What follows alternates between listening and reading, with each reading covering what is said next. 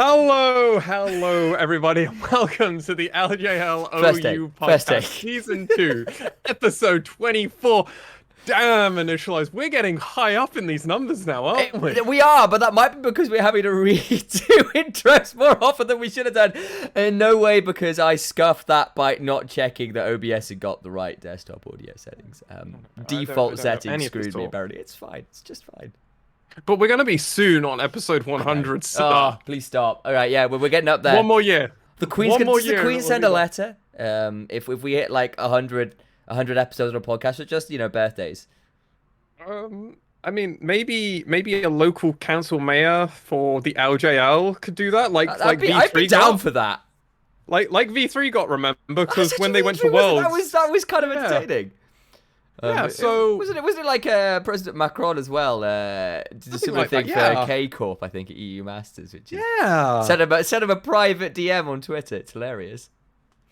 We'll have to wait and see when we hit 100 what we get. Cosplay might be there, and obviously the other conversation we had while we were sorting out tech was, do we just continue doing the Academy podcast that obviously we will do when the Academy starts? Will we do that as a part of this podcast or a separate one?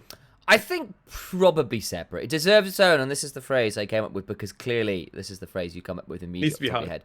Pomp and circumstance. Come on, you need to give it its own time in the sun. It's a chance to shine, give it a bit of bombast, all that kind of thing. And also like there's an element of like I think with this podcast as well, like we pretty clearly define what it's about, which is the LJL main league and stuff around that. We touch on Academy stuff, especially when you pull out your soapbox and talk about certain players and stuff. And when I had to. Exactly. And and it's good, particularly when it is like, yo, these guys are coming into the LJL, or yo, this guy is pretty nuts, keep an eye on them. It makes a lot of sense. But for where we're at the minute, I think it would be better to have its own space to shine, really.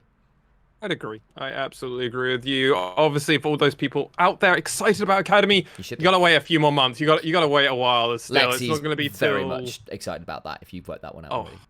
Hugely.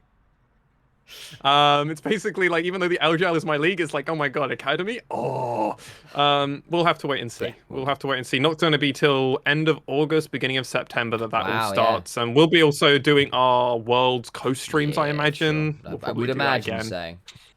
Well, we got some of the biggest pop-off because of MSI, so we might as well keep riding that train, right? Absolutely. I mean, it was really good to get involved. People are more interested in a minor region when the minor region is doing things with the teams they know already, so it makes sense to be involved at that point.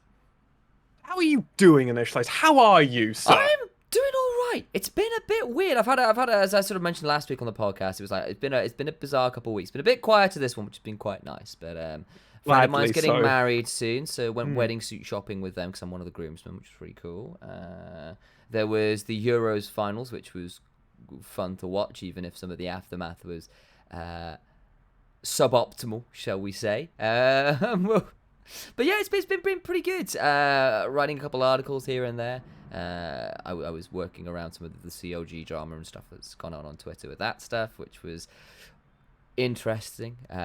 You can read my thoughts outside of the podcast. It's probably not the space for it, but you only need to Google it. .co.uk or jinx.com? It'll be I think it's jinx.tv, neither actually. But neither. I know, but if you you'll find it. But yes, I was not best pleased with how that one was handled, shall we say. We'll move on from there. I think that's fair. I mean, obviously, there's a bunch of drama that has been going around in the League of Legends scene. I mean, I'll be honest, outside of my thoughts go out to the victims, I don't want to touch the Void Boy stuff and all of that stuff. I've not seen any of that. We'll leave that one. Yeah, I remember now. Okay, yeah, that's the space. Oh boy. Yeah, well. Don't want to touch that with the barge pole is out. How are you doing though, in general, aside from avoiding that drama? I mean, I'm okay. I've literally, like, if we hadn't done this, I've done the final dungeon for the main story of Final Fantasy XIV online. Seriously? So... You're ahead of the curve behind Ko and Asmongold, who started relatively recently. Oh yes. They brought in nuts amounts of players to the game. It's been tempting me to join, I have to say, considering how easy it is to get involved with. And I do love my Final Fantasy. The story is so good. The fact that it's a free trial, you get the but whole there's a free base trial, and then there's game. like, how much do you get for free though? It's kind of nuts. Oh, it's easily like up to easily 100 hours worth of content if you are remotely interested in doing side content and other stuff. And I appreciate this. This is tangentially related. You know, it's a Japanese video game, and this is Japanese. It's fine. Yeah, he says as the tangents wildly fly further. But yeah, I've been definitely considering going back. Outside of that, I finally casted LJL. Oh, yes, you did. Finally, got your hands on the mic. Did that with Formal Casting, who is an amazing caster, and maybe we'll talk about Formal more so later on when we're doing our tier list. More formally, they have also. Absolutely. As they have also graced us with their opinions, as they have been appearing on our broadcast a fair few times, and that was good fun to hang out and cast with him. Outside of that, just kind of plodding along, making sure things get done and dusted as it is. Yeah? Yeah. Just making sure we're getting stuff done. Sir, though, before we get into the meat and potatoes of this actual podcast that we're going to be doing about the LJL, indeed, what would I like people on the YouTube land to go and do? What you're going to do, you're going to watch this video. Then you're going to watch every other video on that channel. You're going to like, you're going to subscribe, you're going to hit that thumbs up, and you're going to share it absolutely everywhere. And then, give us the 5-star ratings on any podcast software you can. And just aside from SoundCloud, because SoundCloud is a difficult place to be involved with, and Lexi has great rage regarding it, but that's what you must do. And once you've done that, we might even shout you out because we're nice like that, and we enjoy the love and affection we can give you for doing what we tell you, which is a great dynamic to have and in no way abusable. We'll move on. Perfect. It does miss a printer. Like I do miss the printer gag. I don't actually own a printer here, I'll say that. I mean, neither do I. I haven't owned a printer for several years. Yeah, last one I had was in another country, so in Japan. So I've not actually had one myself. In a couple of years now. Printers. Melvin has also given us his thoughts on He's haunted me. I know he has. It's not printer format though, so is it really his thoughts? Ooh, that's a fair point. Technically, yes, but if you really want to get the printing press going, you need to be in a newspaper. Like, in my eyes, like, you've got to get the full press going here. I see. Yes. Anyway, so week 4 of the LJL has concluded. Running through the standings very briefly for anyone that hasn't caught up. 7th place, tied 7th at 1-7, both on a 6-loss streak. It's Burning Core and Sengoku Gaming. Though these teams are in the same spot, I would argue that one of these teams looks slightly better in there. Get losses this week than the other. Yeah, I mean, there's not many other way to put it right now. Sengoku at least have some firepower in the early game and just fall apart in the mid game where they don't do anything. They just don't do it. Whereas Burning Core are like hyper reliant on top side of the map to do something. And in fairness, they've tried. We've seen some like the one game where it was Gariari on the Oriana and once and Ray Farki trying with Yakali top side. There is something to work for, but they just have so many flaws elsewhere. And when it comes to actually working as a 5-man unit to get wins, it's just not happening. It was just such a disappointing week, really, from Sengoku specifically, because the early game was just that good. Like, it felt very solid, they felt comfortable, and the moment it hit, like, the 10-15 minute mark, it just all fell apart so quickly. And it's across the whole map, really, which is the most depressing part. It's not like you can go, oh well, it's specifically bot lane. It's like everywhere it's bad. And yes, okay, let's just put a bit of context here. One of the games was his DFM, and DFM we're going to talk about in a moment, I imagine, but they're looking pretty good this week especially. And the other one is Hawks, who also looked very good this week. So I kind of want to give them a little bit of the benefit of the doubt, but at the same time, if you're getting stomped this hard, it doesn't bode well for the future. No. I think this is a bad meta for Paz, and Crash is the other side of Crash we knew was a thing in spring. He was a lot more consistent. This time round, it's been a little hard to watch, actually. And again, the team just does not know what to do about Ramone, because NT doesn't roam because he's playing for lane. Crash is doing Crash things, and so you've got this mid laner who you can somewhat abuse. Even if I don't actually think Ramone has been playing that individually poorly per se in terms of the mechanics and stuff, I just think that, like, there is still this horrific disconnect between him and the team somewhere. And, they basically put him on Galio to try and help out, and then everywhere else is inting, and he's trying to go, and it's still not helping. So, like... Yeah, well, some of his ults were very suspect at points in some of the fights. It was like, why are you... It's like, it's not bad. It was just like, really? We're just pressing it now? Like, maybe do it a bit earlier or a bit later. Like have a bit of coordination, it felt. Well, exactly, and that's my problem, is I just don't think that basically the jungle support duo just doesn't know what to do about mid lane, and it leaves Ramone in an awful position even when they've got him on something like Galio. And, like, I think it is easy to point fingers at Ramone, and I don't think that's entirely fair, purely because, like, I just don't think the team knows how to play around him either, or what to do with him. And when his wave state is bad for having roamed and stuff, they just leave it, and he's just there going, this sucks, I can't do anything. But yeah, anyway, it's a mess, and they can't do anything post mid game, because it's like smash early lane in bot lane and then win from that is their only game plan right now, and it's just not happening. And honestly, from talking with a lot of our co-casters, analysts, and just people around the LJL, a lot of people are very concerned with the future, especially as we are now past the halfway point for Sengoku's future. At least making it into summer playoffs.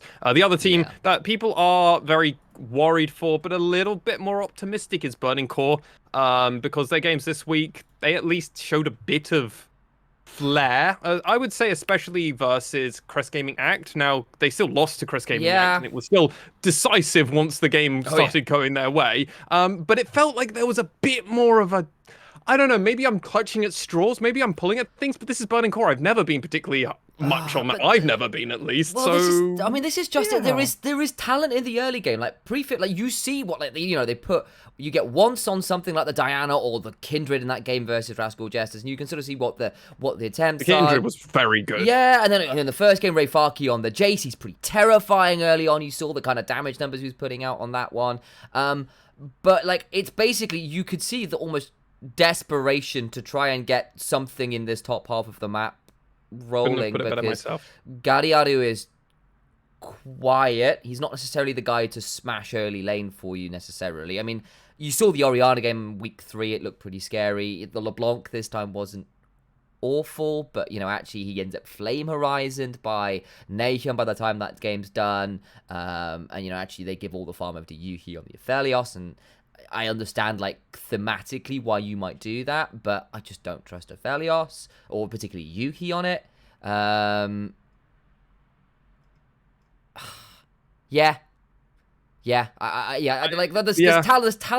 There are talented players on this roster that are not clicking as a team, and there's play style problems with particularly kind of around objectives and mid to late game fights, where it's like you've got like heavy focus on trying to find a way to keep Yuhi alive, and I just don't trust him. Dude. It's Yuhi. I mean, we'll go into Yuhi more in depth, I think, when we hit the actual tier list part of this podcast. But Burning Core, it feels like we're both on the same page. It feels like there's a bit more there, but we've seen the talent as well work. Like, that's exactly. The other thing, the problem is like it's close, but you can get as closest to the line as you want, but if you don't cross it, it doesn't matter, and that's been the problem. Burning Core have got close to winning a number of games this split, and they haven't got the wins, which is, it's gonna hurt them.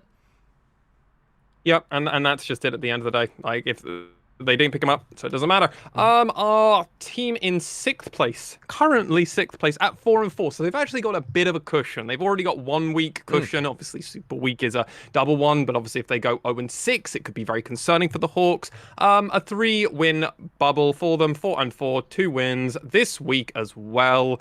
Over V3 and Sengoku Gaming. So one of those teams they want to keep pushing them away, and one of the teams they'd like to bring down with them. What are your thoughts on the Hawks so far? Especially after this week. I think they've been a bit of a pleasant surprise, actually. I think Dasher had a phenomenal week, actually. He really put a number of people to the sword. I think particularly Ace actually struggled quite a lot versus Dasher this time out, which was something me and Melvin were talking about before the game, saying stats-wise, eye test-wise, these look like the second and third best mids in the league. And Dasher, at least for me, had a phenomenal game versus Ace there. And I think on top of that, Zenit and Corporal looking like they're transitioning out of laning phase, and Zenit's looking a lot more consistent the later the game goes. And I think that's also probably true to Tussle as well, who, while I don't think he's anywhere near the best jungler in the league or whatever, has been more consistent when in the wins. And like, that's good news if you're a Hawks fan. This was a lot more... This is where we kind of expected the Hawks to end up, honestly, when we saw the roster, at least in my perspective. This was far more streamlined. I do have a slight worry that Tussle was on Volibear for both of these games. Yeah, that's true.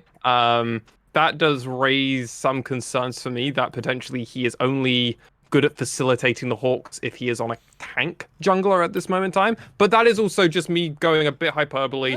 It's 1 week. It's two best of ones. Like, you can only get so much from that. The rest of the team, I mean, Corporal played back-to-back Rakan games. Like, I mean, we know his Rakan's really good. And arguably, his Rakan was MVP in some of these matchups. So, I mean, take it as leave it. 3 of these players were playing the same champions back-to-back games. At least some comfort picks coming out and working, build that confidence. That's far more important than anything else in my eyes. Yeah, for sure. And I think it potentially, like, not to dwell too long on it, because I think, again, I'm relatively happy with what I've seen from the Hawks this week. There is something to be said for, basically, this was kind of my read on the Hawks. And I was kind of, again, when I was doing prep for it this week, so I think I cast the V3 game they did. You did.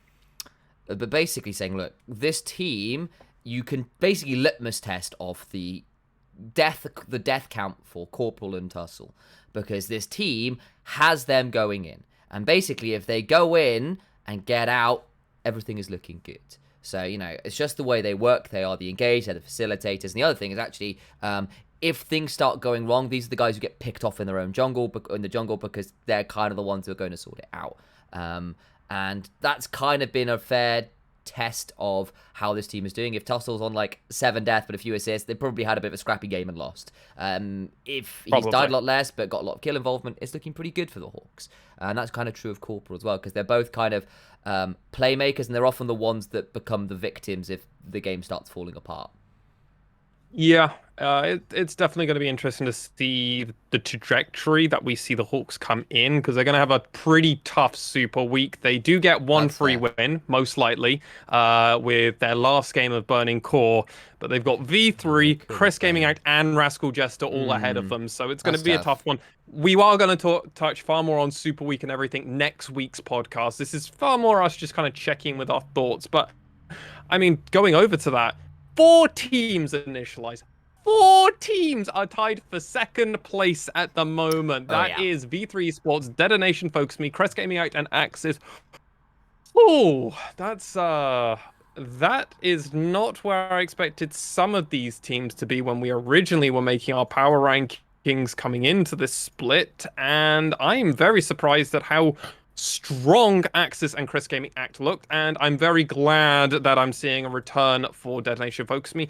Was a disappointing week for V3, but yes, it was. They were like, someone was going to have to go 0-2 if the Hawks and DFM were going to go 2-0, and it was going to always be V3. Yeah. And honestly, even in defeat, I'm not really that angry or disappointed at them. These were some good games to at least watch from my perspective, which means I normally, if I enjoyed watching the games, I felt like the games were good, and both teams actually gave something. What do you think? You actually cast both these games.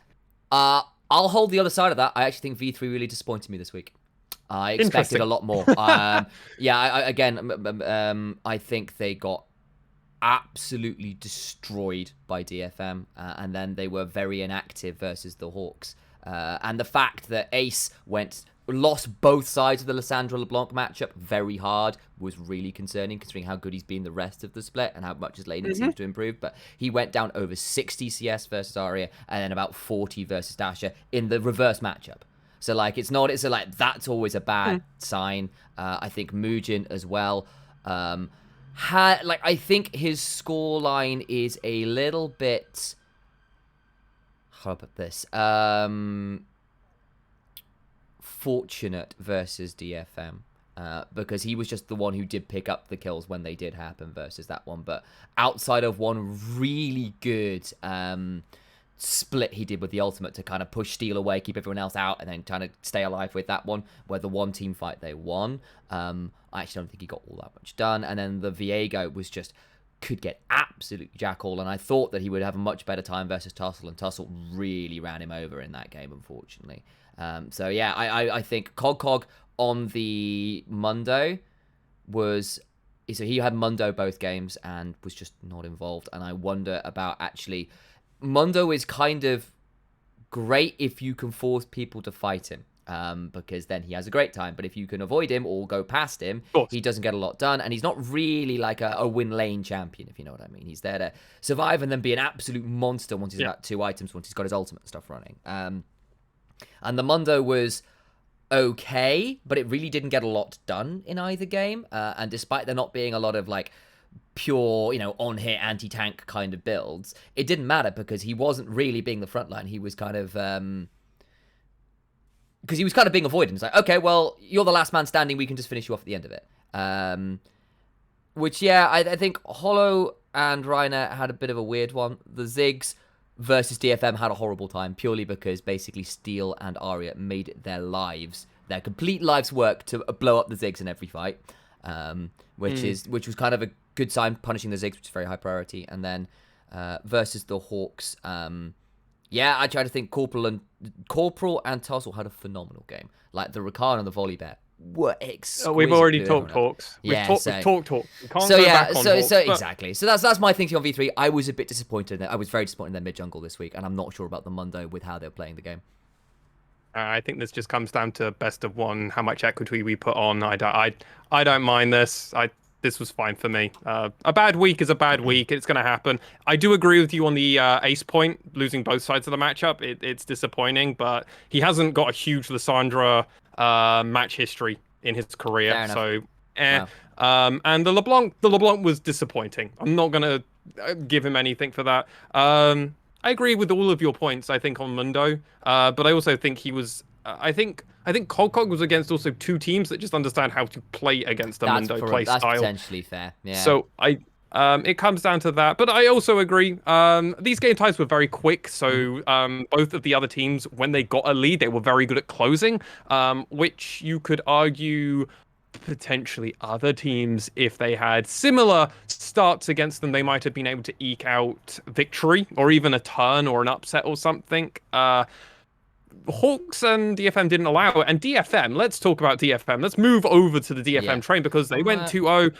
Like, me and Chimo, so the administrator for the LJLOU, we were in chat talking about the Shaco, and I am adamant. The standings up sort of on another screen. I can get that across with it's under tier list, but ignore that for now. Sure. It's just the image up on screen now. I am adamant that the Shaco is far more of a Steel BM more than anything else. I don't know about your opinion on it, because it's not meta. Obviously, now, one LPL game does not make it meta. I'm sorry. No. He's good at the moment in the meta, like for solo queue, but there's always been a very good reason for Vision why Shaco does not get played in competitive play. Now, Vision has completely changed from that original consensus.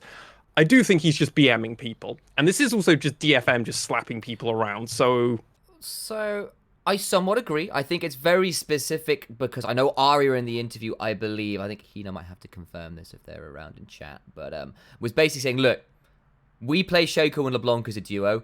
It's busted. If people aren't going to ban it away from us, we'll pick it every time and they won't know what to do about it. I think he did say that, yeah. And you're absolutely right, but you'll notice every game they're running 4 sweepers plus a blue trinket with that. Because then boxes could do that, and basically they stifle you out of vision, so you can't spot the Shaco, and then you're trying to walk in blind to all the boxes, LeBlanc and Shaco running up and being really, really obnoxious. And the other thing is, What it means is you deceive forward with Shaco. He's completely invisible unless you got a sweeper. You basically turn up on top of the Ziggs or the other immobile AD carry. You stride Baker them, and everybody else piles in, and you can't stop it because no one can spot you walking through the entire enemy team unless you've got a sweeper. And against Sengoku Gaming, this is exactly what kept happening. Every time Crash or Paz went into the middle, it's like boxes popped, and then they just died and feared. It was like, what did you think was going to happen, bro? Poor old Hollow versus V3. Like, he had no chance. It was so hard. Because actually, as I said, how do you deal with Mundo? You just ignore him. You go past him. You don't go through him, because then he'll win because he gets the defibrillator and everything sucks. But, Steel basically gets to go forward invisible. And I also, I'd kind of been a little bit like, I don't know about this combo. But me and Melvin hadn't considered the combo of Invisible Shaco is a fantastic person for Rakan to battle dance towards. So suddenly his basic engage range is twice as long because he battle dances and then grand entrances. And he's like 2 screens ahead of you because he gets to stride break and then he can battle dance grand entrance. And you just don't get to escape from it. It's an absolutely brutal combo. And you pair that up with a Kai'Sa and a Set and a LeBlanc. And I don't care if you've got anti-dive. It comes so quick and from, such a difficult position. Unless you have perfect vision control, it's so hard to work with. Those stride breaker nerfs coming in are going to make this whole idea... That combo won't work then, yeah. But for now... and I mean, also, Shaco is getting nerfs in 11.14 also, which you've already written about. Wrote about. There we go, that's the correct tense. I think I already wrote about, you've already written about? Ooh. I think it might be written. I wrote about it. Really? He wrote about it. They written. Yeah, it's been written. I think it will be written about. Yeah, you've written about.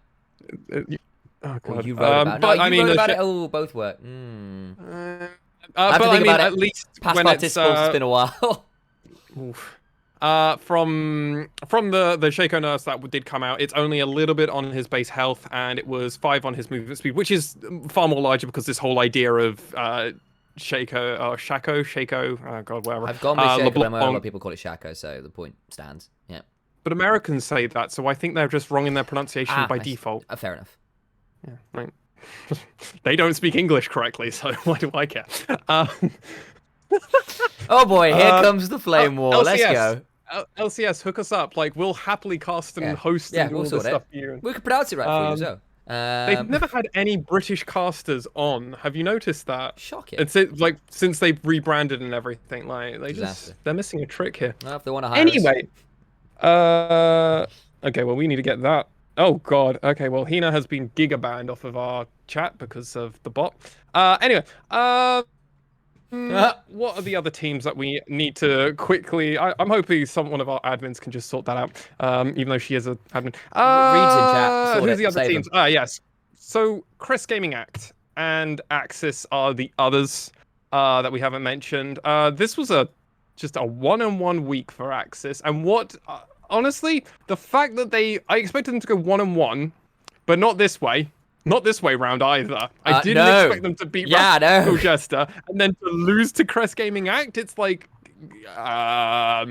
okay. What are your thoughts on on Axis right now in the Nile? Oh man, I think we still see a little bit of this team's. I'm trying to find the second game here. It is there we go. Radical Justice. Which would they lose? Here we go to CGA.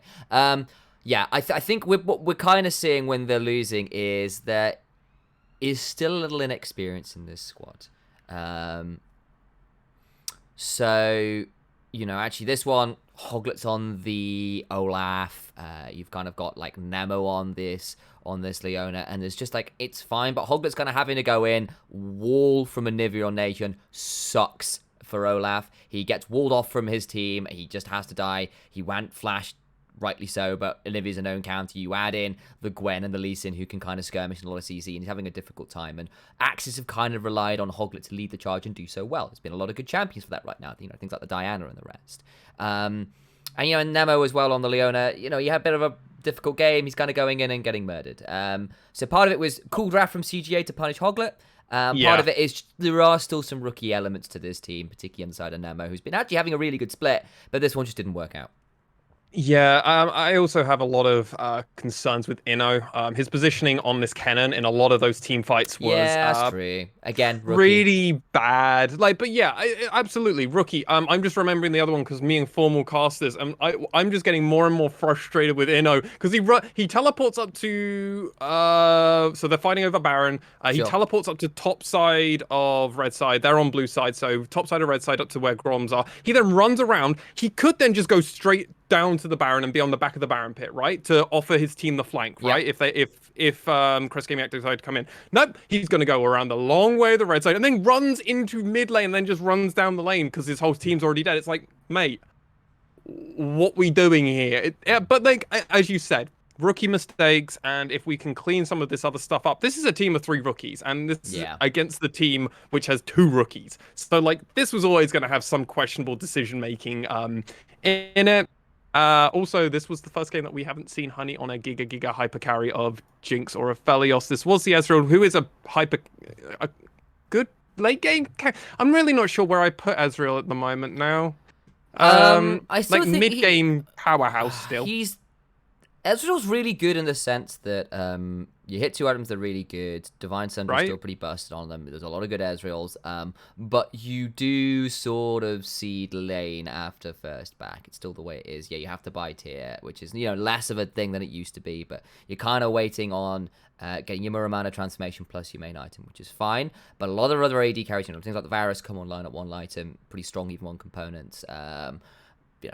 Kaiser, who else is pretty good right now? Aphelios, Jinx, like actually you get 1 item on these guys and they can still do some stuff. Whereas Ezreal, unless you are kind of really ahead of the curve, you just aren't as much of a champion and you don't really get lane control until you've got a little bit of CDR to throw your ultimate all the time. But yeah, I like. If we move over to the other axis, yeah, the Rascal Jester one. Yes. Yeah.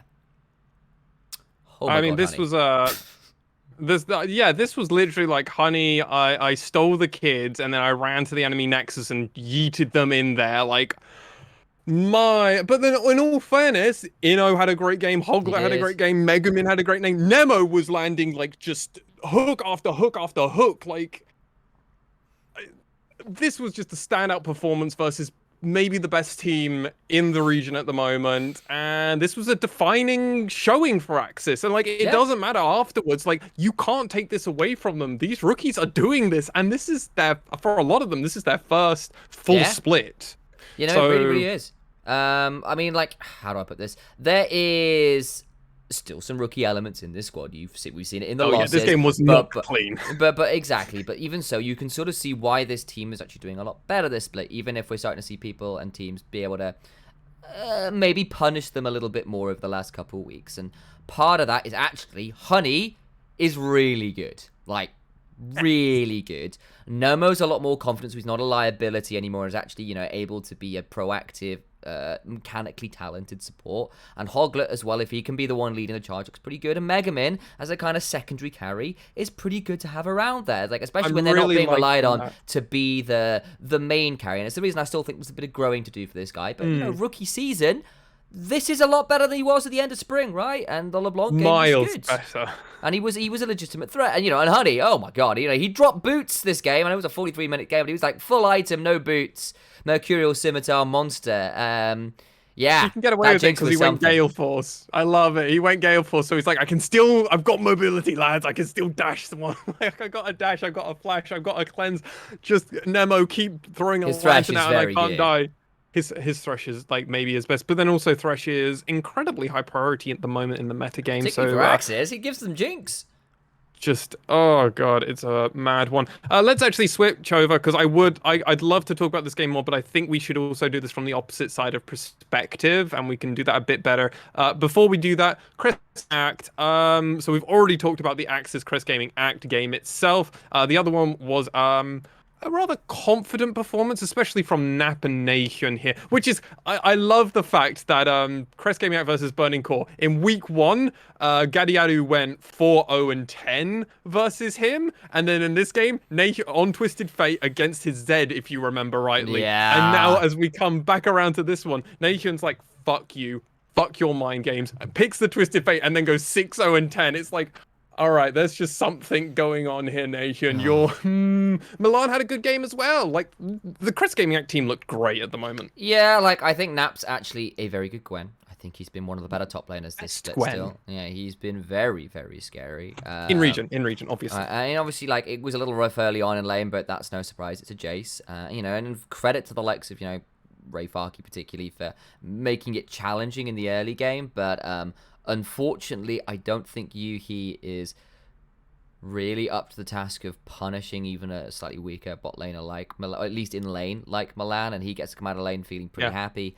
Alchemy has a pretty good game on the Nautilus because he gets to be proactive, even if I think he's again had a bit of a rough split. And Nation, like, this is a reason I still think this guy is, even if I don't think he's quite up there with the top 3 mid laners in my mind right now, he's definitely still got the mechanics to prove why he was so damaging in spring. And he's a little bit more inconsistent because some of his team's a bit more inconsistent, but you give him something like the Twisted Fate and he gets to roam around the map and make that kind of impact, that's great news. Really good stuff from him that game. We just need to keep seeing this consistency from Chris Gaming Act on other champions. I need to see Nap this good on other stuff. I need to see Nation maybe actually pulling out some of the more meta stuff. Twisted Fate's meta, but I want to see more. I want to see consistency because 1 week of good results, I'm like, that's good. That's great. Let's see more of it, Chris Gaming Act, because I'm very worried if I go if I buy too much stock, that is going to depreciate like that, and I just would be like, I still think they're quite inconsistent, and again, there's a little bit of that deal of, like, much like Tussel's a bit of a litmus test for. I think you can just look at the alchemy, alchemy against Axis, and just Antisyn, randomly would just be in spots and just die, and it's like Axis are punishing you. Like, what the fuck are you doing at this point, bro? Yeah, and like, there's an element of, like, the same sort of true of Cassim. Like, back when they lost a couple of weeks ago, and he just walked in for first blood and got absolutely eviscerated from there, just, not respecting a lot of the counter engage options. But still, they're tied to second. Like, they're 5 and 3. Look, again, there is raw talent on this squad. They know how to skirmish. They know how to snowball leads. But they are also very predictable in how they play the game, and it's really bit them in the ass because they do not know any other gear but, like, 5th going forwards. We'll see how Chris Gaming Act do during Super Week. It's going to be a big showing of their consistency if they've turned it around or not. Final team in first place at the moment, all on their own, only with 1 point lead, and this is definitely one of the closer LJL splits we've ever had, really, considering how close all these teams are. 6th to first place is only 2 wins. Graskell Jester, ladies and gentlemen. They did lose their second game, so they're technically on a 1-loss streak, but that was to Axis. Their other game was Burning Core. The Burning Core game, I'll be honest, it kind of felt like Graskell Jester were going through the motions once it hit a mid game. I felt like they were going to win. I never thought Burning Core were going to turn it. I was just like, how are Graskell Jester going to win this game more than will they win this game? I don't know about you. Yeah, like again, the early game, there were some moments, like once on the Kindred eventually gets to a point where he's kind of scary, but Yuhi and Proud, or Yuhi in particular, goes 0-3-3 on the Ezreal. That's not great. Gariadu's fine, but you're trying to empower double AD carry, and that's great, don't get me wrong, but and, you've got good anti-dive, with the Wukong and the Gallia to turn around and be jumping on you, but you do need those carries to be putting out decent damage, and Yuhi just wasn't staying alive enough for it. It was a little bit of much muchness. The moment Hatchemecha pushed Nocturnal, the whole Burning Core just seemed to actually lose the ability to play the game, which is like, guys, you have voice comms. You can talk to one another. You can communicate, and it's like they just went scattered. It's like, Gariadu's on Karma. Okay, guys, like, whatever. The other game was obviously the Axis game, which is far more exciting because obviously seeing a team like Graskell Jesters lose raises more questions than when they win a game where we expect, and everyone in the world expects them to win. What is your thoughts on the loss to Axis here from Graskell Jester's perspective? If you have any. I think, again, like, we're starting to see that Graskell Jesters, as I said before, like, there is an element of this is how we play the game. Generally speaking, they play front to back and kind of rely on recap to be on a mage that facilitates some way or another, like Zoe or Lysindra, or in this case the Lysandra, who's kind of got some pick potential, some scary. And if I know where Lysandra is a little bit more towards the utility than those options, and Hatchemet is generally pretty variable, but on the minute it's something that can start something off, generally speaking. Even if it's like the Kane, right? Like eventually you get to the point where you get to start things up. He's on the Nocturne before he's on the Just Jinzao delete someone off, yeah. Yeah, and I think this was a game where, interestingly, Sol and Secret didn't get to be as terrifying as they'd be liked, and eventually just got a bit outscaled.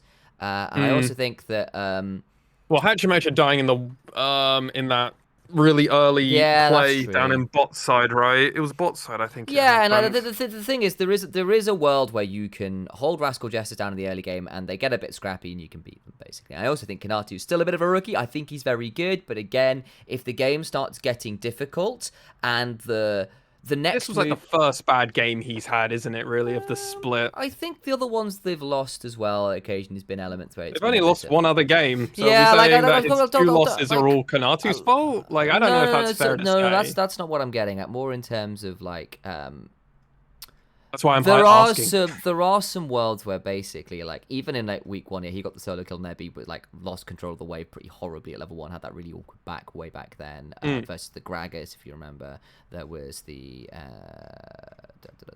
there's another one I'm thinking of right now as well. I mean, the other game that Rascal Jesters lost was against Chris Gaming Act when Nap was on his Gwen, and even then he had a pretty abysmal time until he eventually hit late game and Milan was able to land some crazy huge snipes on that Varus. And it is just my thinking is just sometimes like basically Kanatu, there are still some rookie elements where if the next move isn't as obvious, he can sometimes be a touch lost on the map.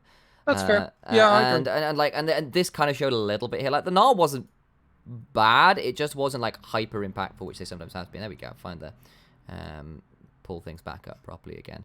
But yeah, like I still think Rascal Jesters are good. I just don't think, like, again, when it gets a bit messy, there are worlds where you can beat them, and I think, yeah, like they managed to sort of like scrap with Hatchemetcha, and that was good news. And Sol and Secret definitely weren't messed like up a lot of their early game plans. Yeah, and wasn't, and Sol and Secret also weren't like hyper dominant, and Kanatu, had a quietish one. And eventually, you're against a Jinx, you're against a Mundo, you're sort of playing front to back. Like, okay, Sol's gonna poke out a Mundo and a Volley Bear, maybe not.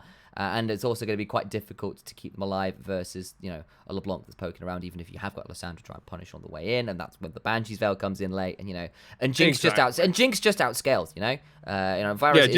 does Jinx things. Like, unless you land like 2 to 3 like Qs on Varus in a row, like you're not going to be able to delete a Jinx. And Jinx has got healing. She's got a Bloodthirster. She don't care. Yeah, pretty much. So like I don't. Rascal Jesters are still good. I think they are not convincingly the top team yet. You can challenge them, and when you've got coming into Super Week with people like DFM looking pretty hot, and we know V3, if they can pull it back after a bit of a rough week, there's some room there. There are teams behind them that could push them further down the standings than perhaps we would have said 2 weeks ago. I definitely worry how much that this game specifically, how bad Rascal Jesters seem if Hatchemetcha gets particularly disrupted early game, and if a few invades is going to just disrupt this team that badly, I'm very worried for the future of them, because he got disrupted. Hoglet was like on his pathing, like he knew exactly where that Xin was always going to be, and Kanatu couldn't get anything going early game because of that. I agree. I think I'll also add in that there's an element of that's just how jungle works at the minute. Like, Oh, agreed. Oh no, it's completely. So I'm not sure that's unique. I'm not sure that's necessarily unique to Rascal Jesters, but it's a uniquely big problem when it's Xin Zhao versus a Volley Bear, where Xin Zhao wants to be the one on the front foot big time, as does Volley Bear, but Xin Zhao should probably have the edge slightly more early on, even if Volley Bear gets to be a better diver purely by value of being able to turn towers off, which is pretty powerful, let's be real. And yeah, there's just an element. Okay, so who comes and defends the Xin Zhao if he's getting invaded? Like, okay, Lysandra's not bad. In fairness, she gets to roam over and be frustrating, and the Karma can shield you. But like, again, that's not really what Karma's there for. It's there to kind of be a big team fight utility presence. It's not like a Leona or a Thresh where you throw in the CC and try and turn it around. So like, there's not the best tools to come and defend you either. Potentially, when LeBlanc and Thresh is a better sort of roaming duo, I think. Agreed. But with that all said, we have finished our discussions on each of the two teams, each of all the things that has been happening in the LJL this week. We will be doing next week our expectations for for Super Week. We're going to be probably covering a few other things, but sir, shall we get into the other main part of this whole podcast we are doing? And that is a tier list for the first time ever, ladies and gentlemen. First time ever. Wow. God, just treating people. Can't believe it. Can't believe. So there are going to be a few parameters that me and Initialize are going to have to discuss right here, right now, because we're doing this partly live. We went off and asked a bunch of our internal team members and just casters in general if they could give us their current tier lists on players as well as teams. We are doing both. Now, obviously, needs to be said, this is a tier list. This is our opinions. These opinions can also subject to change. It does not mean we believe it to be like this. We just want to put out some content. Some of it might upset you. Some of it might hype you up. Regardless, this is just kind of a bit of fun. We don't mean this to any of the players. This is just us having a bit of fun, having a bit of content, and that's it at the end of the day, more than anything else. I think I've covered all bases here, Sam. Yeah, basically that. This is just our initial thoughts on this one, and please feel free to disagree with us. In fact, it's much more fun when you do. No, absolutely. And answer to a question, yes, we will post this. We'll have a nice little graphic made by our graphic designer, Chris, who will get that made to us. But we'll send it over to him after this podcast is all over and everything else. So how we've done this is, as I've already mentioned, myself, Initialize, and Imera, we've all done tier lists, as well as a bunch of other lovely co-casters and assistants and just helpers and everything else have also done their own tier list. I think the safest thing to do to begin us off, and you've done tier lists before, so you can actually tell me if I'm right or wrong. Should we just do the easy ones first and then kind of start spreading out all the others? So there's a couple. There are a couple ways to do this. So I mean, do we want to go over individual tier lists and then go to do the main ones, see what people's thoughts are? Or are we just doing this as like our two like combined thoughts? So like, what's the play here? I think that's probably a fair thing. We should probably give everyone a bit of 5 minutes of all right. Fame, so right? let's start with yours then. So it's just a blank one, which will be the combined powers of us two and possibly some thoughts from other people, to be fair. But we can start with yours. Yeah, if you're in Twitch chat, you'll get your say. That's why another reason, ladies and gentlemen, you should join the LJLOU Discord, or you should follow us on Twitter, because if you do that, you'll get notifications. Hit that follow button on Twitch. All that good stuff. Anyway, sorry. Couldn't help it. Yeah. Had to chill. There you go. So yeah, talk me through your tier list, Lexi. Right, so go through like each role, I think is the way to do this. Sure. So quick parameter. This is for right here, right now at the end of week 4. That's fine. These are not like from the beginning of spring all the way through of 2021. If someone has done that, I do not have a problem with that. This is just where my exact standings are. So in top lane, Ebby is still the best top player. I honestly don't have to dispute this. I don't think. And I know we might have to, but personally, he's still the best, with Kunatu being the second best, in my opinion. I think the fact that an Overwatch Pro coming into League, and then he's already basically beating most of our tops. He also looked phenomenal in Scouting Grounds, just like was several tiers beyond Scouting Ground talent. It's like, I'm very excited to see it. Go on. He did have a loss this week, so I am a little bit like, that's why he didn't take the top spot. If he had won 2-0 this week, I probably would have given the top spot. Your Scouting Ground love never stops. But it didn't happen, so yeah. Outside of that, Nap looks really good. Cog seems really good, but I'm a little bit worried for Nap, specifically Gwen. That's why I put him above Cog, but like, outside of that, Inno looks exciting, but he's very much a rookie. I can feel it. And then honestly, Rayfarki, Apperman, and Paz. Paz is probably in question mark tier, honestly speaking. It's not the meta for him. It's been weird. He's just not been doing anything constructively at the minute. It's been really frustrating. Especially when you actually do... Like, you don't necessarily have to carry through top, but there are some options there where having a strong side top is pretty helpful. Beneficial, right? Yeah. Yeah, so, like, even something like, obviously, Nocturne's kind of fallen away a little bit, but Nocturne was pretty strong up there. Being able to play the Akali, or at least being able to flex, it's really important. Hey, Nap is making it work on that Gwen, right? Yeah, Gwen, exactly. Even, you can pull out things like the Jace, the Nara is still hanging around, Renekton still has a space in the meta. Like, tanks aren't really the priority right now in the meta, and that does hurt a little bit, I think, for Paz in some ways. And actually, it's not like he's a bad off-carry play. Like, he can play the Aatrox, he can play these other things, but when you need him to be a lane-dominant person, that's not necessarily his strength, and it's showing a lot of them in X3. The other problems that the team's having in Sengoku.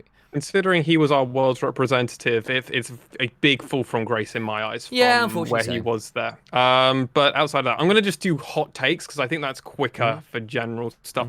Hogla is the best jungler at the moment. He has pulled a team who could be last place. Could be last place with a different jungler, but he's not. He's kept them there, and a lot of it is a team morale. And I actually believe that is just as important on the Rift. On the Rift, a lot of interviews, people bring up Hogla a lot. He is very much clearly a important vice for this team. Outside of that, Tussle has very much disappointed me most of this split. And even with one good week, I'm like, he's had a few. He had a bad week 3, but this was the good week 4. This was no, I don't think his week 2 was that good. He went 2-0. Yeah, but I don't think that was him doing that. Opinion. Crash is obviously the worst in my eyes. Hopefully we can figure out the people in the middle. I'm kind of very flexible on. But yeah, I'm very much Hoglet's the best, and Tussle and Crash are the worst in my eyes. Church of Arya. I mean, Arya is Arya. Yeah, he's really good. Yeah, but this week just like confirms it. It's like, yeah, he beat up some lesser teams, but he looked good. He beat Ace, so yeah, that was fine. And Gadiadu and Ramane are still at the very bottom too. I put Gadiadu at the bottom just because his fall from grace is larger for me.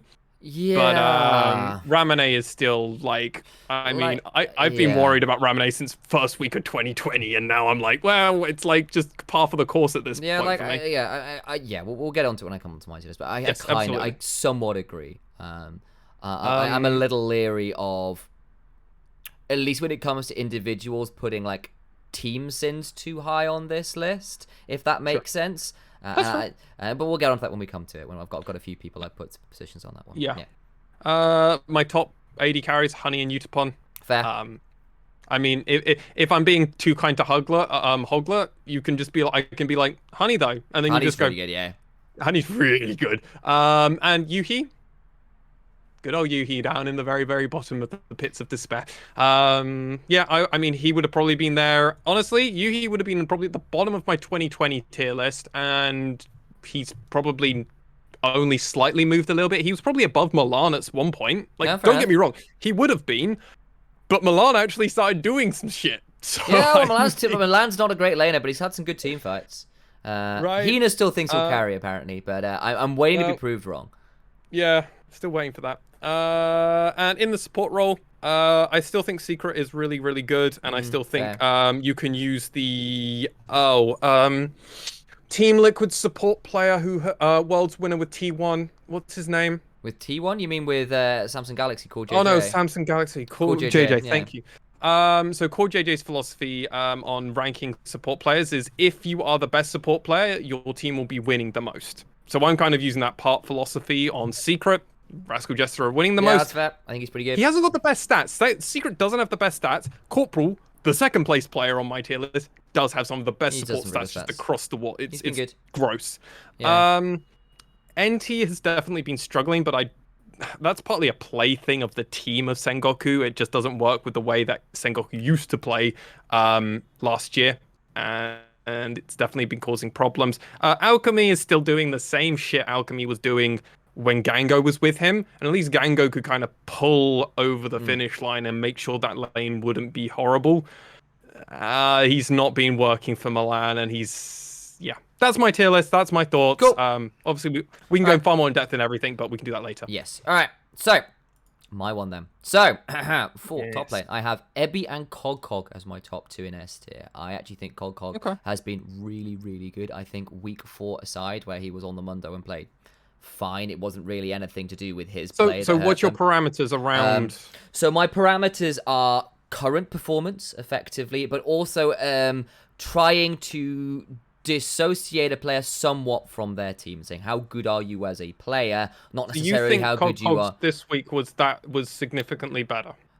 I think Cog this split has been significantly better. Okay. I think week 4 was I don't think he was necessarily the reason they were losing. I think there wasn't a lot more you could be doing as the Mundo, and I think that was probably more of a draft issue than anything else. But you look back at his week 3, he eviscerated kids. He's been really strong this split. You check out his stats as well. They are some of the best damn stats in the league, about pretty much everything. I just think that Ebby has largely, especially since the beginning of the split where it was a little bit like, why are you still playing Gragas top? Come up the Renekton games in week 3 where he was like, this is a really difficult time to play Renekton, or it's a really difficult part of the game, still coming up trumps in some of those clutch team fights. And this week again, he looked very good. The set game was great in particular. So I think Ebby's been good. That was against Cold Cog. Yeah, exactly. And again, like I think Cold Cog has largely been the second one. Below that, in my mind, are the pairing of Nap and Kinatu in A tier, towards the top end of that. I think they've both just been really good, but there have been some moments where I go, okay, yeah, some slight problems. Nap's still a really good weak side player, plus his Gwen is phenomenal. Kinatu is really, really good. A lot of good solo kills, but there are still some rookie elements where I'm going, yeah, CS could be a little higher. There are some issues with some of the warding when things do get a little bit difficult in the mid game. It's like, okay, you're not necessarily quite sure what to do on the map. But considering this is your rookie split, goddamn, this guy is good. I will also say there's an element, I think it helps when your team is winning a lot to make you look better. So it's like, I don't want to go him straight into S tier when sometimes it's like, okay, it is a little easier to look good when your team is doing well. But even so, I still think he's been really good. I just don't think he's necessarily been the 1v9 player for... I don't think any of these top laners are 1v9ing.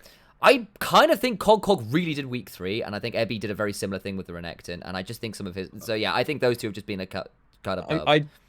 I just disagree with you, but that's fine. We can disagree. That's and I think the stats held up on that one a bit as well. So, and basically, this is the one which might be a little bit more pernickety, which I've got Ray Farkey at the very bottom of A tier. Basically because no one's got him that high. Yeah, basically because like results aside, I think Al's got him up there as well actually. Results aside, which I don't like basing things off, I actually think Ray Farkey has been the brightest spot for Burning Core, and he's consistently got some very good early leads. His Jace this week, even if it did fell off later, was pretty strong in the lane. He looked pretty scary on it. The Akali last week as well was really dangerous, desperately close to doing it. I think there are problems with Burning Core as a team, but I still think Ray Farkey individually is a very strong player, especially given the right tools. I can't put him any higher because there are still some flaws there, and some of the mid-game problems are still there, but actually I still think he's a mechanically dangerous player and should be considered. B tier. If you don't mind, can we go a little bit faster? Sure, we can. Yeah, B tier is Appleman and Inno. Bit too coin flip. Problems in losing game. C tier's Paz. We've been over that one. Jungle, Mugen and Steel are the two best junglers in the league, flat out. Better pathing. Really? Yeah. I think Mugen's the best jungler in the league by far. I really don't rate him. That's so interesting. No, I mean, like, you look back at how when V3 are winning, it's Mugen. Every time. But we just had a conversation about 20 minutes ago where you said the fact that junglers lose and that's just kind of how the game is. So now you're saying it's not? That's not what I'm saying. I'm saying if you disrupt junglers, teams lose because junglers are very important and it can be very tilt. It can tilt one or another. But I actually think Mugen has been one of those junglers who, when he gets to disrupt things early, is absolutely terrifying. Has done a lot of good work for getting V3 wins when they should never want it. Think about the win versus DFM when they won because Mugen literally managed to 1v4 with a little help from Ace's command protects. He's just very, very scary, and I think his pathing and options in the draft are very important. I think he is very critical to V3 doing well. I think Steel is still really good. I think his ability... How are you explaining this week then? Oh, well, this is what I'm saying. Is that when he doesn't do well, or he gets, or you can hold him, accountable. V3 look like a completely different team, and I think it is actually kind of really telling that this team looks significantly less dangerous if Mugen doesn't get rolling. And I also, you look at, and again, like this guy's stats are just nuts as well. Like, his ability. I don't. Okay, I'm not following you hugely here, sir, but that's okay. That's okay. I think Mujin's like just really good. Like, you check out his Lee Sin games, nuts. And yeah, like one kind of week. I don't even think he was that bad this week. I just think he was quite quiet. My problem was much more with Ace this week. So that's the reason I think those two are the best junglers. I think they've got the most versatility, the most pathing. I think they're also the most influential in terms of what they can do for their team in some ways. Shortly below that is Hoglet, who I think is really, really stepped up the split and has been absolutely amazing for getting the team rolling. Sure. I just think the reason he's not in S tier is he's just not been quite as consistent for me. He's getting there. And I get what you mean. And again, he does sometimes kind of int it a little bit. Like, there's been a lot of messy games for Axis, and there's just been sometimes when he goes in a bit deep. Like that game versus Rascal Jesters, like 1 or 2 moments on the volley bear there and going, bit interesting. But I still think he's really, really good. I think Hatchemetch is up there as well because I think he's very smart on pathing. But he's kind of dropped down a little bit in tier behind those guys.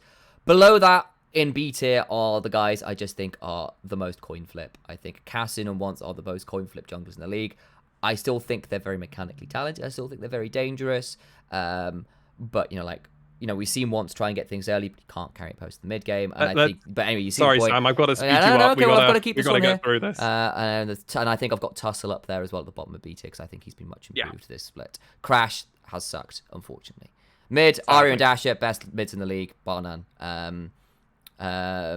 Especially after this week as well. I think just been very, very good and very consistent. Ace and Nation are in A tier as the next guys. Both been really, really good. You saw the Twisted Fate game. Then it's kind of B tier, I think. Recap and Megamin, probably that guys. Maybe I'm being a little harsh on Recap. Maybe you can push him up to A. Fight that one on me. Then it's Ramone and Gadiardo in C tier. They've been struggling a bit more. Honey, the triple S tiers are Honey, Utapon Sol. A tiers, Hollow, wow, Zenit, Gango. I think that's pretty surprising. And I basically Hollow, Zenit, Gango. I still think Gango is really, really good at getting leads in lane. Looks very dangerous, but again, the reason... his, pre-10 stats are? Like, do you know that off the top of your head? Like, any of his pre-10 stuff? I thought they were... they're pretty good, aren't they? I don't... I've not looked at his I will have a look stats. Because when I looked at Sengoku as a whole at 10, it was, terrible. It was so terrible, and I was just like, well, that kind of makes sense to what I think. Fair enough. Yeah. I wasn't sure if you knew the Gango stuff. Yeah, he is the highest CSD at 10 of any starting mid. Okay. Any starting AD. That's fair. He is right up there with XP difference as well. The problem is that the people are high ahead of him, people like, Utapon and stuff. But yeah, Utapon's the only person ahead of him at those stats, basically, occasionally. Okay. So yeah, he's still putting up really good laning stats. DFM and Sengoku are two teams which don't typically ask their AD carry to go for Herald, so it does make sense actually. Yeah, and I think there's actually a lot of good AD carries because I still put 5 AD carries ahead of him because I think he's not been able to transition those leads into winning games, which has been frustrating. Oh no! But he's also been the reason Sengoku have had any chance at all in a lot of ways. And a lot of those early games where they have gone well, it's been off Gango. Then it's Milan in B tier, kind of bottom of. And then what the hell are you doing tier is Yuhi, who I still think has been really problematic. Support, S tier, Secret, just been really good. Then I got Gang and Nemo in A tier. I would love to put Gang higher, but I need to see more consistency from Miek, considering how things were earlier on in the split. Nemo has been fantastic with Honey, particularly his Thresh, though it's just a little bit lower down. Corporal and Reiner are just below that in the sort of top of B tier. Maybe I'm being a little harsh to Corporal here, but when the Hawks have lost, it's often been Corporal getting caught out alongside Tussle. Not Tussle, sorry. No, it is Tussle that's normally causing problems. Yeah, so it's Corporal as well, I think. Also, is one of those guys who does get caught. I bet when things are going wrong, but when things are going really well, the engage is phenomenal. See the Rakan this week. And Reiner's up there as well. I just think Reiner's been he's been good, but not phenomenal in my mind. Yeah, he's not been what we've seen previously from him. And then kind of got Proud kind of the bottom of B tier because I still think this guy is good, but he pulls him down a bit. And it's one of those ones where Burning Core suck as a team right now. His laning partner I don't think is especially good. So there's an element of I don't quite know how to rank you because I think you're still quite good, but you're still not managing to find a lot of massive leads either. So I'm putting you kind of here, bit wishy-washy. Below that top of C tier is NT, who I think has just not had an impact on the map. Yeah, he plays lane well, but it's just been not fantastic. And then Alchemy, maybe I'm being a bit harsh putting them down in whatever tier, but again, when things have gone wrong, it's been Alchemy for me with Milan. And maybe you put him up to the top, the bottom of C tier, but he's been so inconsistent, I can't put him higher. At that point, you're just kind of splitting between hairs at that point, right? That's kind of my thinking there. Interesting. All right. Well, I think what we need to do now is with our own respective tier lists and one another's tier list. So I'm actually pulling my one up and your one up together, so I can. Do we want to have a screen? See any crazy ones from anybody else, or do we want to move? Multi-monitor. I think we want to look at everybody else's. Cool. I think we should look at everyone else's. I'm just getting it up so I can. So let's go to Nymera first. Okay. Yeah, let's go Nymera first. Ooh, okay. Interesting. So first reaction here. Kinatsu has also been joined with Cog. So IB, Cog and Kanatsu's top reasonable. There. Ebby is on their own S tier. What else? Ray Farkey's very high, but he's got the parody of Elo Hell, similar same to where sort of you thinking have got. Yeah, again, he put it like the step below in B tier. I put him at the step up for but yeah, that's reasonable actually. Outside of that, no jungler in S tier. No jungler in S tier for him. Highest jungler goes Hoglet Steel, and then we get a step down, and then we get B tier Hachimecha Mujin Kasin. Okay. So interesting. He puts all those three different together. Read. Yeah. I can see why you might put Hachimecha down there. Interesting. Yeah. Quick note. Nymera is on holiday at the moment. That's why he's not here with us. So he did this on his phone. So we're going to take Nymera's with a grain of salt just so he can come back and back himself up and be like, actually, I didn't mean that like that. So we'll be nice to him. He's on holiday. He's not here to defend a lot of this. Yeah. C tier being Wanton Tussle is interesting. I kind of see the arguments there. They are a little bit more inconsistent. Yeah. Wanton in particular has been struggling mid-game plus and then crashed down that bottom tier. Yeah, I can't blame him. He just agreed with us. It crashes the worst. So, I mean, due for the course. Yeah. Obviously, going over to mid, Arya, Dasher, top 2.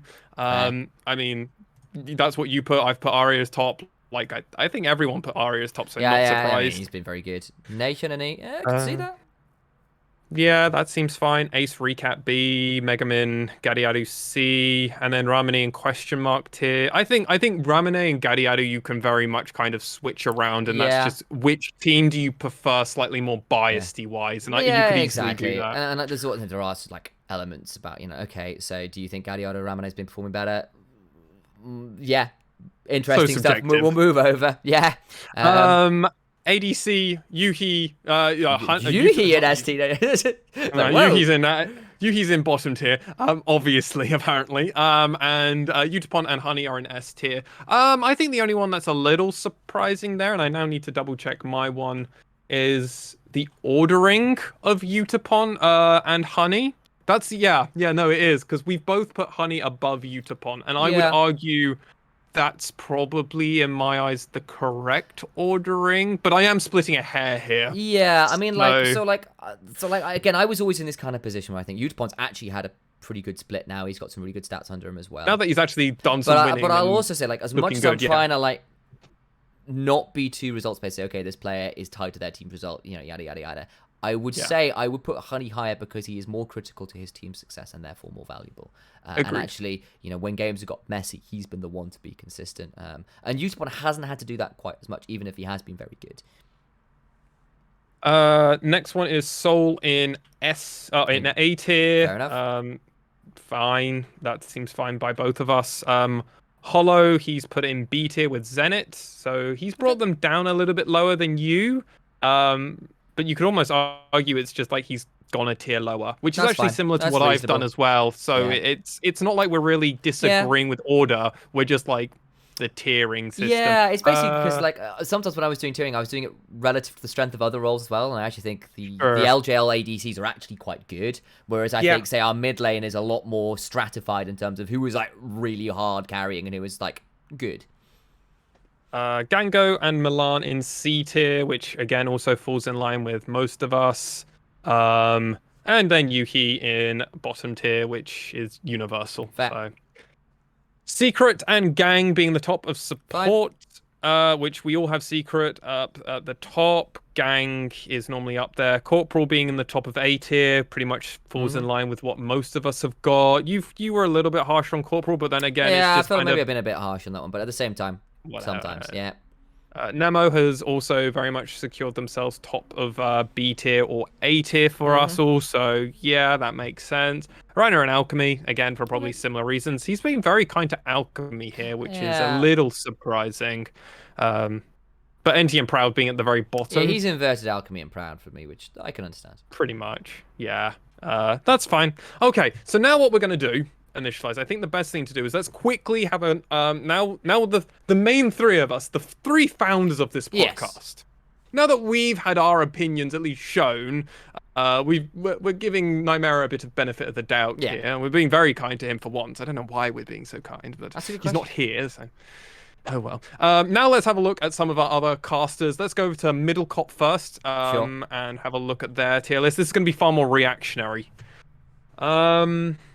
So Nap's very low. He's put Nap in C tier, but everything else is pretty standard. He's got Ebby S tier, then Kanatu and Cog in A. Alchemy as well. He's gone with the Nymera school of alchemy as well. And he's got Ray Farkey in B tier. Again, that's probably fair in fairness. Like, I put him in A because I was divorcing him a little bit more from the team's results. But yeah, like, and I mean, I'm splitting hairs between the two of us because I put Ray Farkey C. Yeah. So I think I think that's out of line actually. But we'll have see. I think that's fair. I think Burning Core have been a literal corpse burning. Yeah, but I think Ray Farkey's been really good individually. He's been pretty good individually, which like I think you got to divorce from team results. Can't be too results based. I don't think he's playing anywhere near as good as he did in 2020. Sure, which is why he's not like way near the top of the table. You know. Exactly. Well, yeah, but it's a big. Anyway, I think Nap's really harsh in there, but interesting. I think Nap. Yeah, that's really rude to Nap. He's like top of A tier and borderline was getting to the S tier. If I see a few games not on Gwen, he plays that well. I'm like, yeah, Nap goes back to S tier, top tier. Hoglet, he's joined me and Nymera on the Hoglet train. Like, we're all putting Hoglet high. We'll have to see some of the other casters. I think that's going to be an important one to check back on. Steel and Mugen in A. That's basically with me saying these guys are quite good, which is fair. We're seeing the Yuhi in bottom with Gadiadu and Ramune at the bottom as well. So I think that's pretty secure. Paz is the other one, but then we've all said Paz is bottom. So yeah. So like, there's no want on here. He's forgotten to put one thing, so I've no idea where that will be. But like, it's interesting to see the sort of big gap between Mugen and then Cass and Hatchameta Tussle Crash being a bit more suspect. Yeah. Which I mean, like some of these guys are a little bit more coin flip, so I can see the argument there. Okay. Well, we'll come back to this one. Melvin is our guest of last week's full podcast. He's given us notes and reasons and logic and facts. Before we go from Middle Cart, I'll call out he put Milan ahead of Zenit and Hollow. Where did I put? Even I didn't do that. That's bold. That's... Okay. The thing is, okay, so, I mean, you honestly put Zenit far too high for me. I think he's been quite good. See, I think he's one of the most forgettable AD carries, and I think he gets carried by Corporal more than anything else. I don't think that. I think okay, well, we'll disagree on that one. I don't think he's in the top tier, but I think he's been good. Yeah, I think you're too kind on him. I think putting him in C tier is really harsh. But then, yeah, I agree. I think Middle Cop's being. No, I put him in B tier. He was top of B tier. Because like for me, there's the S tier AD carries, but I think he's probably up there in the A tiers. Like, I think he's been genuinely quite good. Well, I stick by my standing of B tier.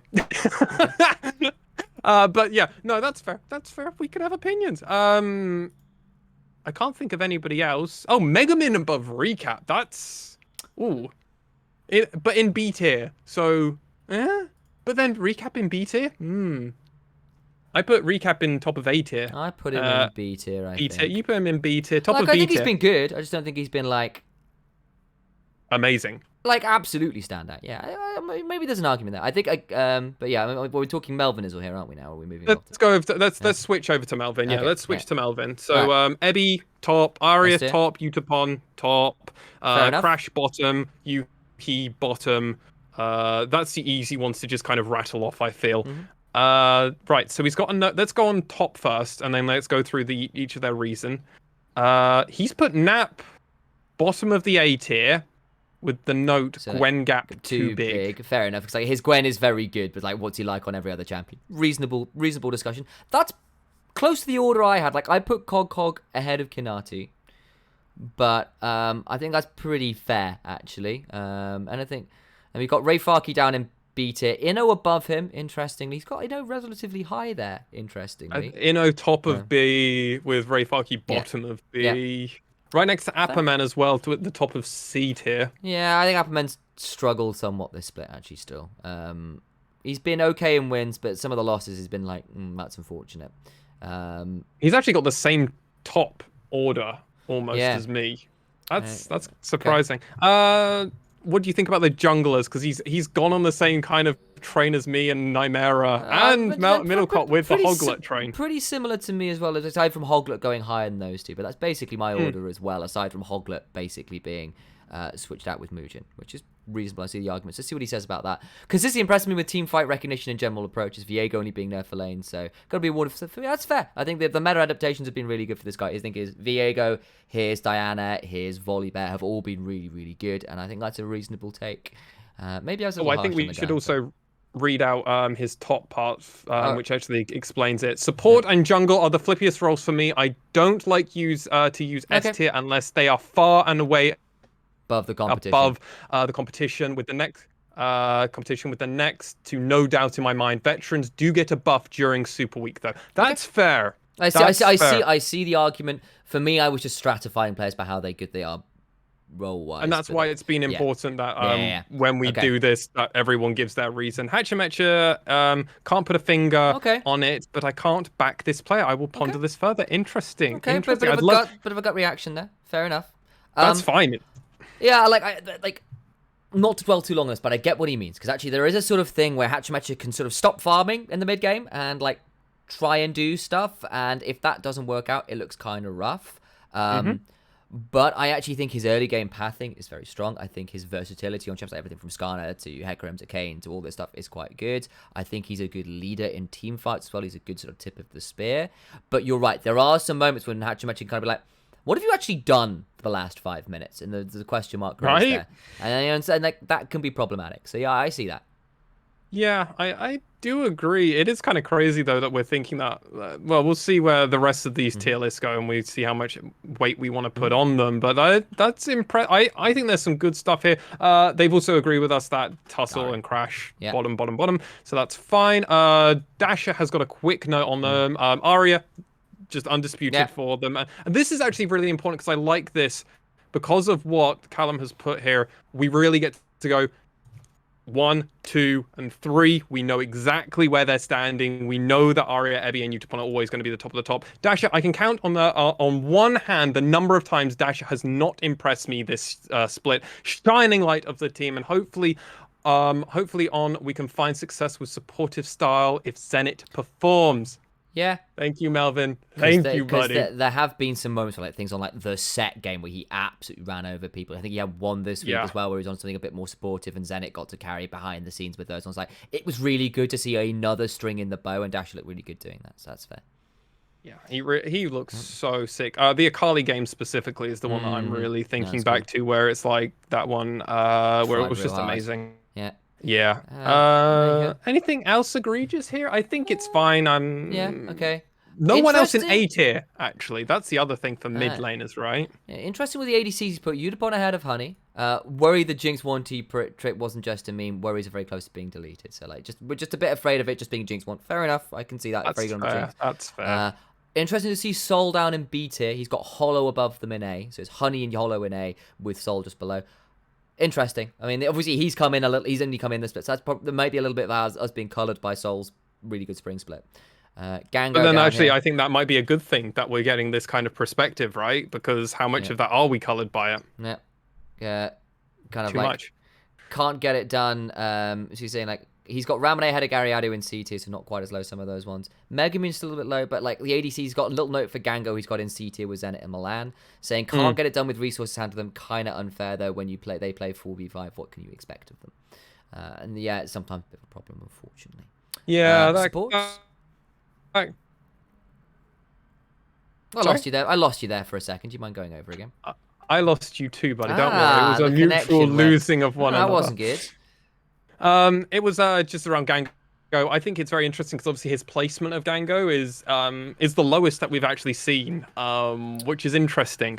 Let's double check where some of other people have put them. Where did, I think well, I don't know that we've covered so far. Middlecott got it in C as well. Oh, did he also have it in C? Yeah. Okay. Interesting.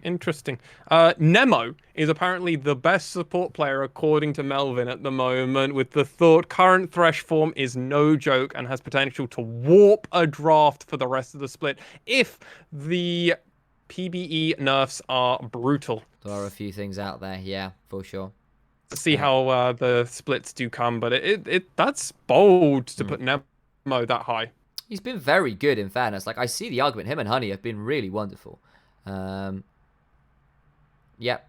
Gang similarly looks good. Just wants to see a bit more variety, and that's kind of where I was at. Like, I would love to push them higher, but I need to see there's ramping up here, and I've got expectations, but I don't want to jump the gun on that. So I think I kind of get where Melvin's coming from. Then he's kind of got a big group in B tier with Reiner, Secret, Corporal, Alchemy. Interesting to see Secret so low, but I suppose some of the stats haven't been phenomenal, even if I've been. And I think how much are we coloured? How much are we just coloured potentially true. This is why I asked for everybody else to give us their tier list as well. down here and then Proud even lower, and that's fair enough.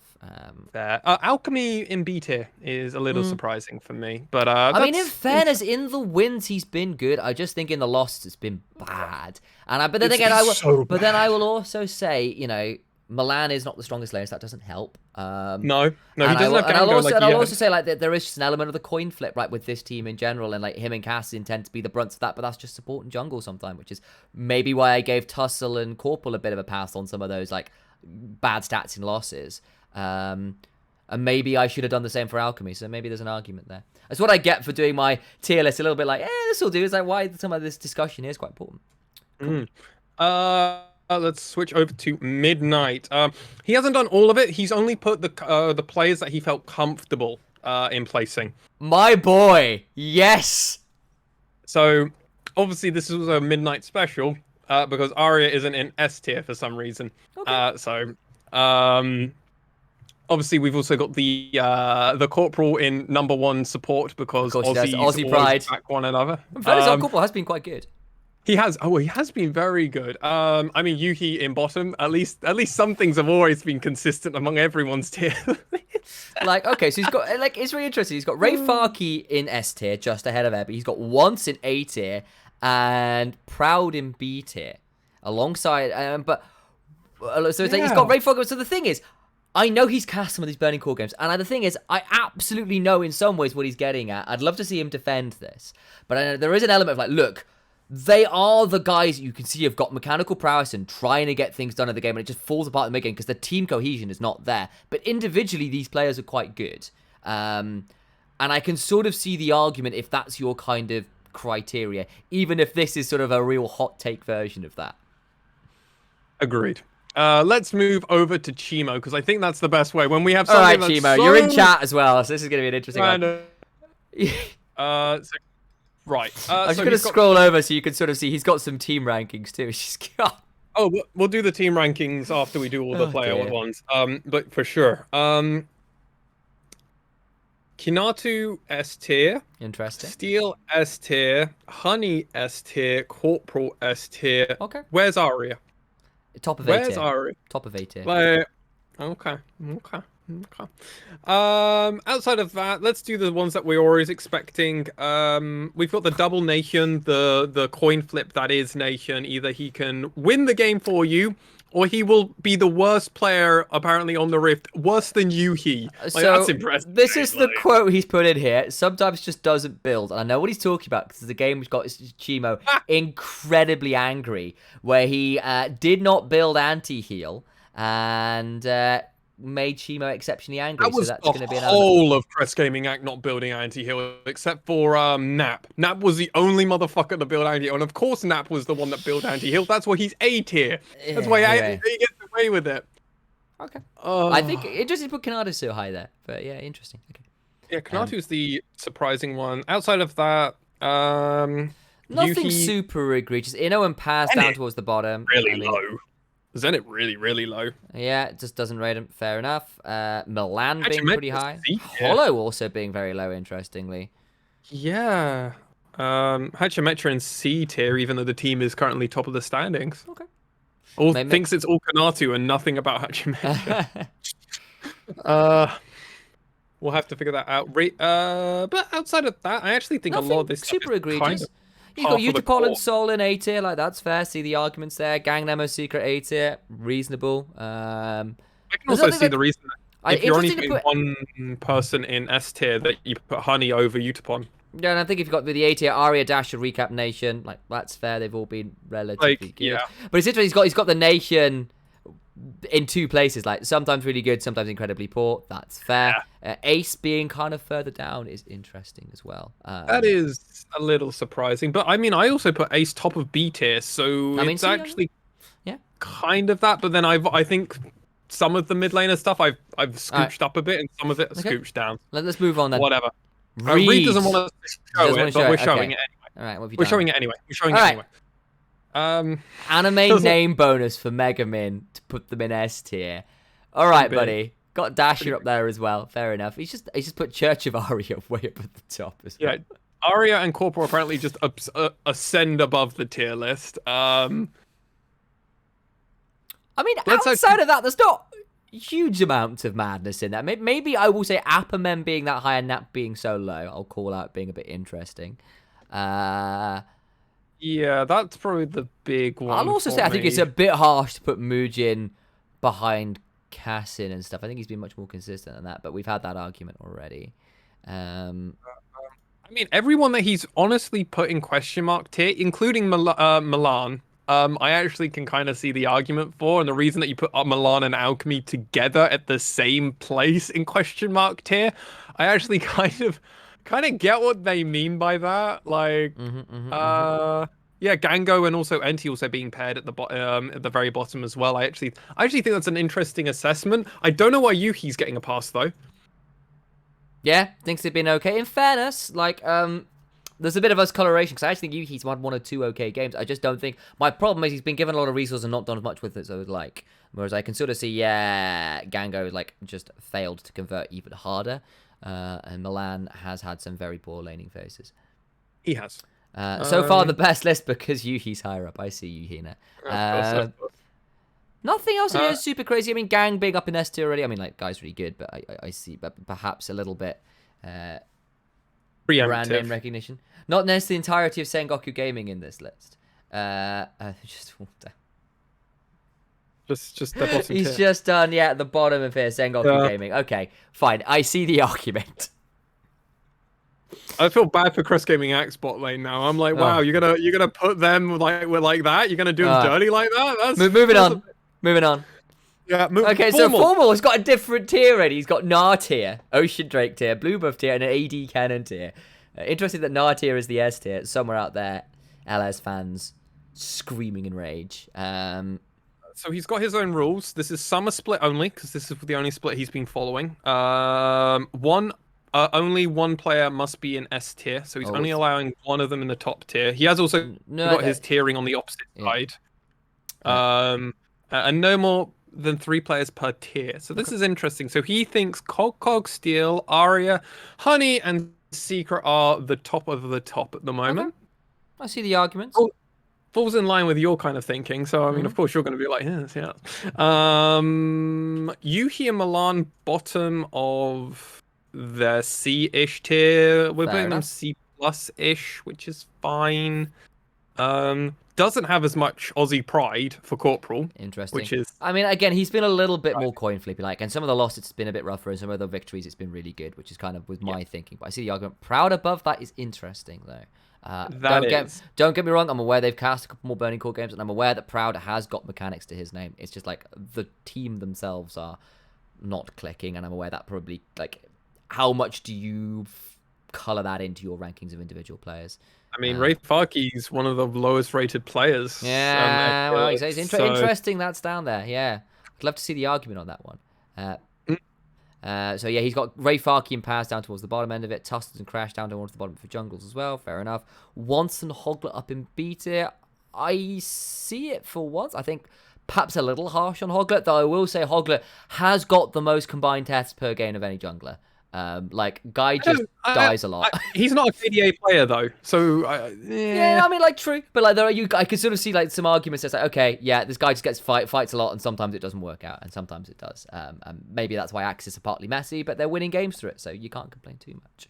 Cassin being so high in A tier is interesting as well. Yes, that's hugely surprising, honestly. I'll also call out Reiner being down in C to S tier was not what I was expecting. But everything else, but like he was kind of like in B tier, and I wasn't sure where to place him personally. I was having that difficulty as well. Yeah. Like, you've got him in the exact same spot as me. Obviously, we've got different players that he's below, but he's also second place in both of our ones. And it's kind of like, yeah, that's where I got Reiner, and I think he's better than C tier, but like, yeah. Okay. Anything else in here we want to call out as super crazy? He's got actually, recap as a second best mid. Is the only thing I'll add in there at top of 8, which is interesting. I think he has been quite good, so I see the argument there. Nations up there. Dasher being a little bit lower at the bottom of 8 here as well. Interesting. But yeah, I think everything else pretty okay. Okay, so we've looked over now everyone's tier list initialized. I think this is the time now where we start doing the easy ones on the base. Okay. And then we slowly start trying to flesh it out. So let's do the easy one. Yep. Arya, top of S tier. Everyone else has put in there. Well, most people have put in there. I think that's a fair one. Yuhi, bottom of question mark tier. I think maybe we put him bottom of C tier because some people have pushed him up a bit. Even if me and you wouldn't. I'm just looking at the general... But we're doing the tier list. Fine. Do it. Okay. Very good. Very good. Very good. Very good. Ebby, top of S tier. Okay. Yeah. All right. Gang, top of A tier. Yeah, I think that's potentially... Or second place in A tier. Maybe second place. I think there's been a bit of discussion about support, so we're gonna have a bit of an interesting one in A tier here. I think. Okay.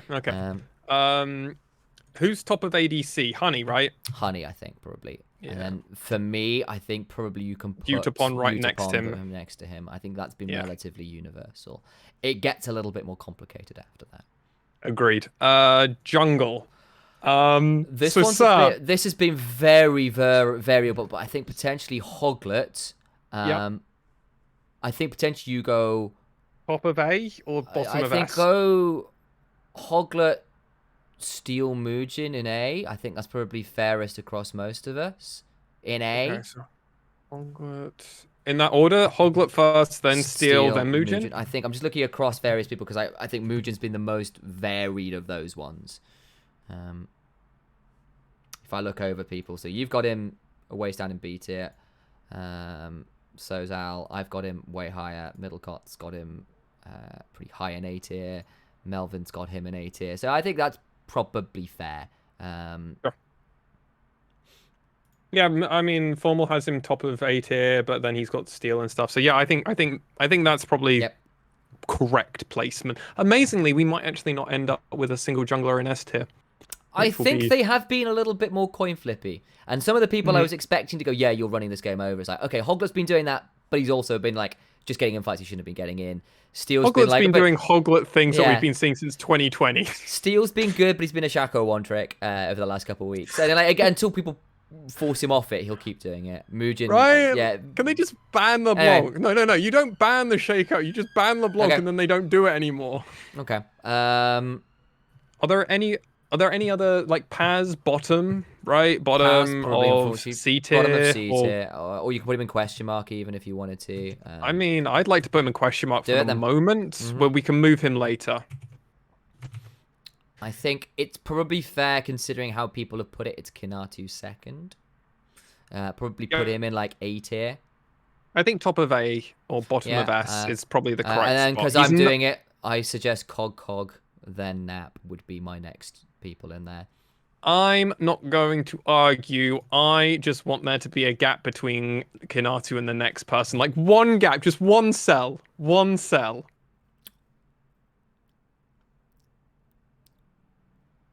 Or you can have them at the top of A if Kanata can be at the bottom of S. Nah, okay, put the one gap down. That's fine. Do that. I think Cog. I just So think Cog has been and a then harder carry for the team than Kanata. Anyway, we're fine. That's fine. That's my personal tier list.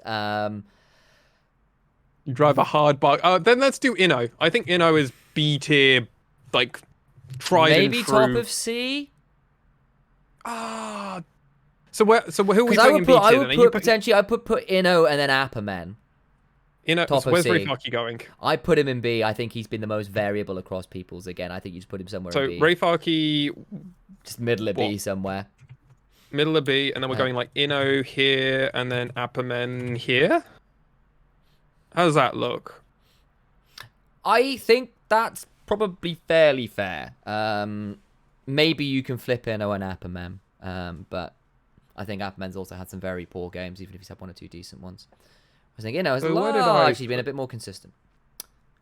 Okay. And Rayfaki's just been like, you're a good player on a bad team, and it's hard to say how much of this is you not being able to convert and how much of this is your team being bad. Everyone's putting Inno in B tier except for you. Put him up then. I'm gonna do be fair though. He only gets bottom. Yeah, bottom of B tier. But what I will also do is I've got him in B tier as well. I've got him in B tier as well. Oh, you have? Okay. I've got him in bottom of B tier. I'm bumping up Apperman. I'm bumping up Apperman as well. Like, I think that's fair to do. Okay. But Paz is still bottom in my eyes. Yep. I don't know if you have any other opinion on that. Just gonna see where people are putting. I mean, there's a couple of people who put him down a bit further. Yeah. Okay. We'll put him in B tier. That's fair. I think maybe I had a wrong memory of people's opinions on him. So that's fair. Okay. Cool. Even you, sir. You put I put him in that exactly. No, that's fair. Okay. Cool. Okay. Okay, so that is our top laners currently. We can come back to it later, but whatever. Right. Is there any of these junglers that we want? Okay, so Crash is going to the bottom, right? Yeah, I think he is. I'm just having a look through people's here to see anything completely mental. Like, no one was particularly impressed with Crash, right? No. I think most of us. What did Alex say? Yeah, Alex is just on the same kind of train as all of us with that. So it goes Crash, and then people are not like are you the highest on Tussle, or am I just misremembering? Let me go through people again here. Tussle C for. Oh no, like a few people like put him in Emo, Midnight, Reed, Formal, as everyone's put him like above Crash, but around. So what? Top of C tier? Top of C, bottom of B. Both are fine. Maybe top of C if people are being like considering like there is a fair amount of versatility here. And I haven't been a fair few, but put him top of C. Put him top of C. Yeah, I put him top of C. I put him the top of C. Yeah. I think that's that's not unreasonable. There have been some poor games, even if he has had some good moments as well. That inconsistency has been problematic, and he has like Sam. Yeah. On the stream, could you have it so it statically stays on the tier list that I can. So I was just looking over people. Yeah, actually, I have got a separate. Oh no. That's absolutely fine. No, that's perfectly fine. Yeah, no, because I realized I was flicking over the other one. That's absolutely fine. I have got another tier list to flick through. That's Apologies. No, that's fine. What else are you thinking? Where are we putting Once? Where are we putting Kasim? Where are we putting Hachimecha? Because honestly, these are some of the hardest players I really felt like when I was ranking my one. Yeah. So I think. Off people's like they're rankings, better than Tussle and Crash, but they're worse than Hogwarts. I think we potentially have to go. Ooh, my days. Let's have a think. I think. So you put Cassin over Once and Hachimecha higher. Yeah, I was got very Hachimecha higher. Okay, I've got Hachimecha higher. Middlecott has Hachimecha lower. Melvin's got Hachimecha lower. Midnine's hasn't got him in, doesn't feel confident enough with it. Chimo has Hachimecha very low in C. Reed's got him higher. Oh man, Formal's got him high. Okay, so I'm flicking on the wrong one again. I just a habit. But this way everyone gets to see. Okay. So I think potentially with that kind of versatility, it's middle of B, isn't it? Yeah, I think that's middle of B. So we're putting Hachimecha middle of B. Maybe Cassin above and Once below. I think that's it. And put once like top of B tier, or like bottom of B tier rather. Or like that, sir. Yeah, something like that. You want me to move Kasin and Hachimecha down one placement? Yeah, maybe that's fair, actually. Sure thing. Oh, we lost him. Oh, I broke it.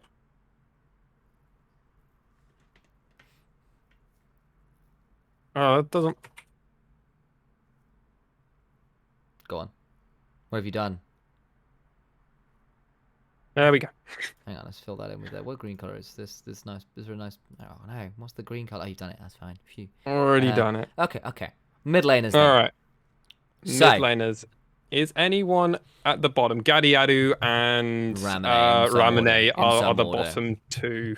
Yeah, so we'll just gonna throw them around into the bottom part, and we'll just figure out where we want to throw them. I think that's fair. I think like Ramune hasn't been fantastic. Don't get me wrong, but I also think he's been left out to dry a lot by his team, which is like hurting. Whereas I actually think Gadiadu has had opportunities to carry and has not done so, which puts him low. A lot of people. So I think most of us are putting either they're right next to one another, or people are really low on Ramune specifically. Yeah, it's like I've got him like Nightmare. Like Alex was really low on Ramune. Like Melvin's got him slightly higher. Yeah. I think the Middlecot's got the same as Alex. Midnight's got Gadiadu a bit higher, interestingly. Chimo's got Ramune a bit lower. Maybe we flip those two then, because considering that, yeah, there's a lot of people here who've got them flipped. Yeah. Okay, let's flip it. Let's flip it. Just off off committee. Off committee, and Nightmare is having to have a vague say even if he's not here. So there we go. Fair enough. We listen to your tier list vaguely, mate. Vaguely. Okay, so now it comes to our other mid laners. So, I mean, let's be real. Between the two of us, it ended up being Megumin next. Like, both of us put Megumin next. It just depends where are we going to put him. Let's see, where does Nightmare... Nightmare's got him next as well. Me... I think he's bottom of B tier. Yeah, I think that's fair. Middlecot's got them B. Melvin's got them top of C. Midnight has Megumin in C. Reed has got Megumin up for the anime name bonus, which I'll ignore. Chimo's got him high B. Formal's got him in B. Yeah, bottom of B I think is fair. Yeah. And then I think we all... Oh, okay, so this is the exact point now. These last four... So yeah. Okay. Nation, in my eyes, I think has to come next. Even though I don't think he is the... Let's see where people have put him. So you haven't. Worst player. I don't think. Alex hasn't either. I haven't either. Middlecott hasn't either. Through the conversations we've been having, I feel like Nation. I think the conversations here of Dash is second, pretty much consistently across every. Oh yeah, Dash is second. Dash is probably top of A tier. Yeah. Then potentially it is Nation, isn't it? Looking at some of these, actually. See, the thing is, though, all the conversations we've been having kind of make me feel like I actually really don't rate Nation. I think he's been really good in a lot of games. I just don't think it's been as consistent. But like when he's popped off, he has hard popped off. Like his Anivia. When he doesn't, he could literally throw it for the whole team. I don't think he's the one throwing it. I think he is the recipient. No, he could, and I could see that. I think he's the recipient of Cassin and Alchemy having bad games a lot of times. Bless the only player I actually. Okay, so it's basically between Recap and Nation, basically for the next two. Yes. I want to put Recap above Nation because results-oriented thinking, honestly. Unfortunately, I think the stats disagree. I don't care about the stats. I think the consensus between the tier lists suggests he goes higher. So I think it's Nation, then Recap in that order somewhere. But bottom of A tier, top of B. But Mr. Big Brain Melvin will put Recap top above him. I'm gonna pull the Melvin Izzle card. The Melvin Izzle card, great. The Melvin Izzle card. I've drawn my trap card. You summoned. Yeah, I mean, like Al's got him lower. I've got him lower. Middlecot's got him lower. Oh yeah, none of us are particularly. Uh, I think regardless that this is B tier, which makes Megumin probably top of C tier. yeah, that's fair. So maybe put Nation Oops. and Recap top of B tier. Sure. Something like that is probably fair. So which order is it? Which order is it? I think probably Nation, then Recap. Either bottom of A or top of B, one of the two. And then Ace, what Ace is? Ace is just below. So this is the reason I actually think you pushed Nation and Recap up one spot and Ace just below. But I can't put Nation top of A, bottom of A. I can't do it. I can't do it, mate. Then Ace goes below there. Then I'm fine with that. I'm fine with Ace being basically up bottom of B, tying with Megumin. Yeah, like I'm okay he's been with good. that. He's been good, but there have been like some of the times you go, ooh, that's been rough. It's been the secret to destroying V3. Can you make sure Mugen does nothing early and Ace is having a bad time in lane? Apparently holds true, unfortunately. So, ADC. I think you put Soul top of A. Though I'm aware it's another one of those ones where that's a little bit variable. Let's do an easier one first. Do an easier one first. Milan C. Yeah, fair enough. That's an easy one. I think. So I now will come back to you. Middle of A. Middle of A. I think he gets like same placing as Gang. Fair enough. Let's do Gango because that's another easier one. I think he has to go like bottom of B, middle of B. Like you see, the guy's got talent, but I think Melvin Azul's point about like, look, he gives loads of resources and can't convert it is a reasonable one. I agree. I mean, it's Zenit and Hollow in some order, top of B probably. We've got Gango, you and me both in C. No, don't we? I had him. Me and Melvin. I actually had him. I had him bottom of A. Yeah, I think I might move thinking about it, because I think that's probably a little bit consider. Like I know he's the bright spot for the team, but at the same time, like, dude, you need to be able to carry with what you've got. So now it comes to the two players that I honestly forget about more than anybody else in the league, which is not great for an AD carry, for at least in my perspective. Zenit and Hollow. I mean, I would rate Hollow better than Zenit. See what people think. Yeah, I mean, there's some argument for that. Let's have a look. You've done that already. Alex has done the same. I have done the same. Middlecott has done different. He's gone Zenit then Hollow, but Melvin has done. You also put Milan above them as well, which is a bit of a crack. Melvin's put Zenit significantly further down. Yeah, I think this is probably the most fair. I think it's Hollow then Zenit, top of B. Oh god, the more I look into other people's lists, the more I just get more confused with the placement of Hollow and Zenit. I'm just like, oh god, all right. Yeah, I think Zenit has become more consistent, and when he is asked to carry when Dasher is on a more supportive champion, it looks better for him. But that was also probably because he's competing for less resources, in fairness. So I think, yeah, Hollow then Zenit, top of B. Yes.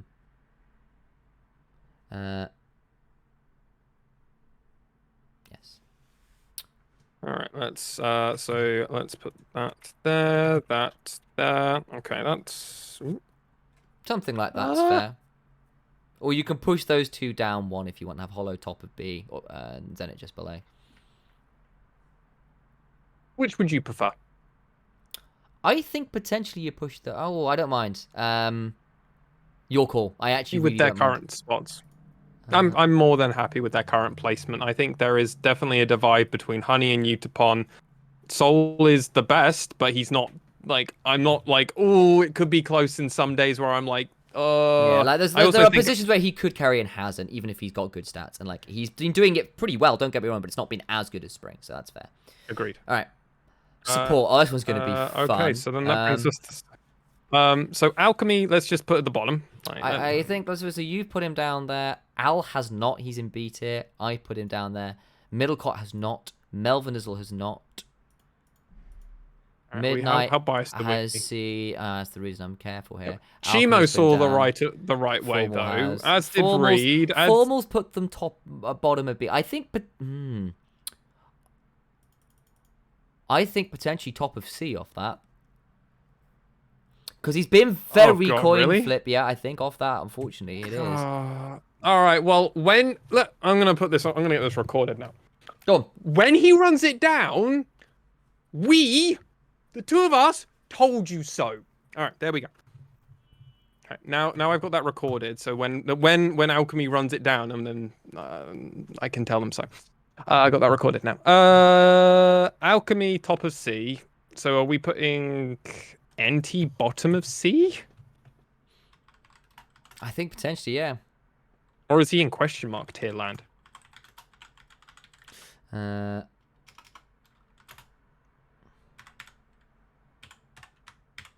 gonna put NT in bottom of question mark tier. I actually just think he's just not been playing anywhere near as good. And then we're gonna have to put Proud like in the middle of C tier, I think. Honestly speaking. Yeah, I think that's possibly fair. I think he has been very inconsistent, and I understand like people have got him very variable, but unfortunately it's basically between B and C, and I think that's probably fair. Midnight's got him a bit higher.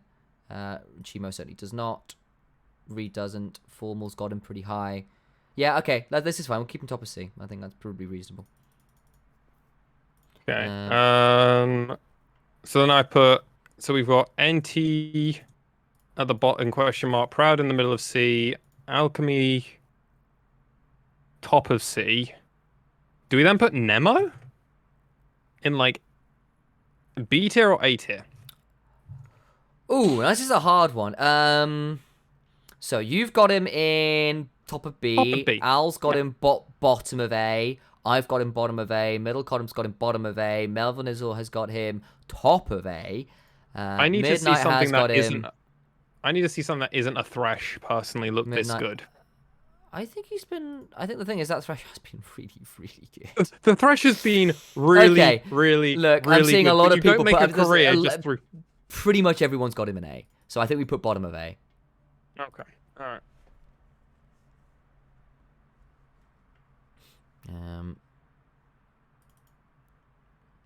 Let me just. So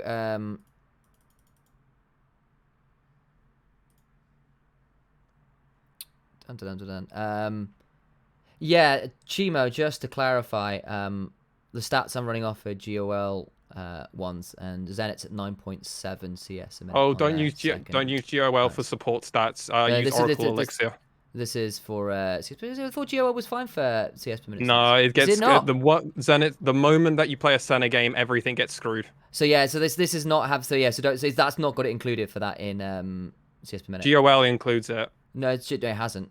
It includes it both as support and AD carry. I recently had this like a week ago, dude. Because what they do is they put that because then what you're under if you split by role, then it's support. You go to the support tab, and that's where they have it under support again. My experiences. I'm not saying you haven't experienced it the other way. So what I'm saying is what it is if you split it up, it has two separate entries for players.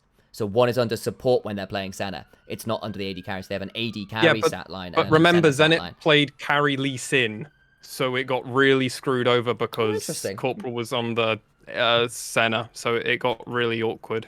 Anyway, I don't know. They've split the stat lines for support and for AD carries who split their roles a bit. Interestingly. Anyway, we're off target. So we've got Corporal. And Reiner left because we haven't done secret yet. All right. This has been another one that's been really variable. You've got him in S. Al's got him in S. I've got him in S. Middlecot's got him in S. Melvin Izzle's got him in B. Midnight has not put him. I think Chimo's got him in A. Reed's got him in B. Formal's got him in S. That suggests to me top of A tier. You think top of A? So he's going to be our best support player? I mean, off these stats, yeah. Or off these, not stats, off the tier list. mishmash. I still think Corporal, though, is better than Secret at the moment from what we've seen. You put him below him. I know, but I can also change my opinion. Yeah, I think potentially top of that and put maybe a Corporal just below Gang then. And we're putting 4 supports in A tier, but none of them in S. Potentially. Ooh.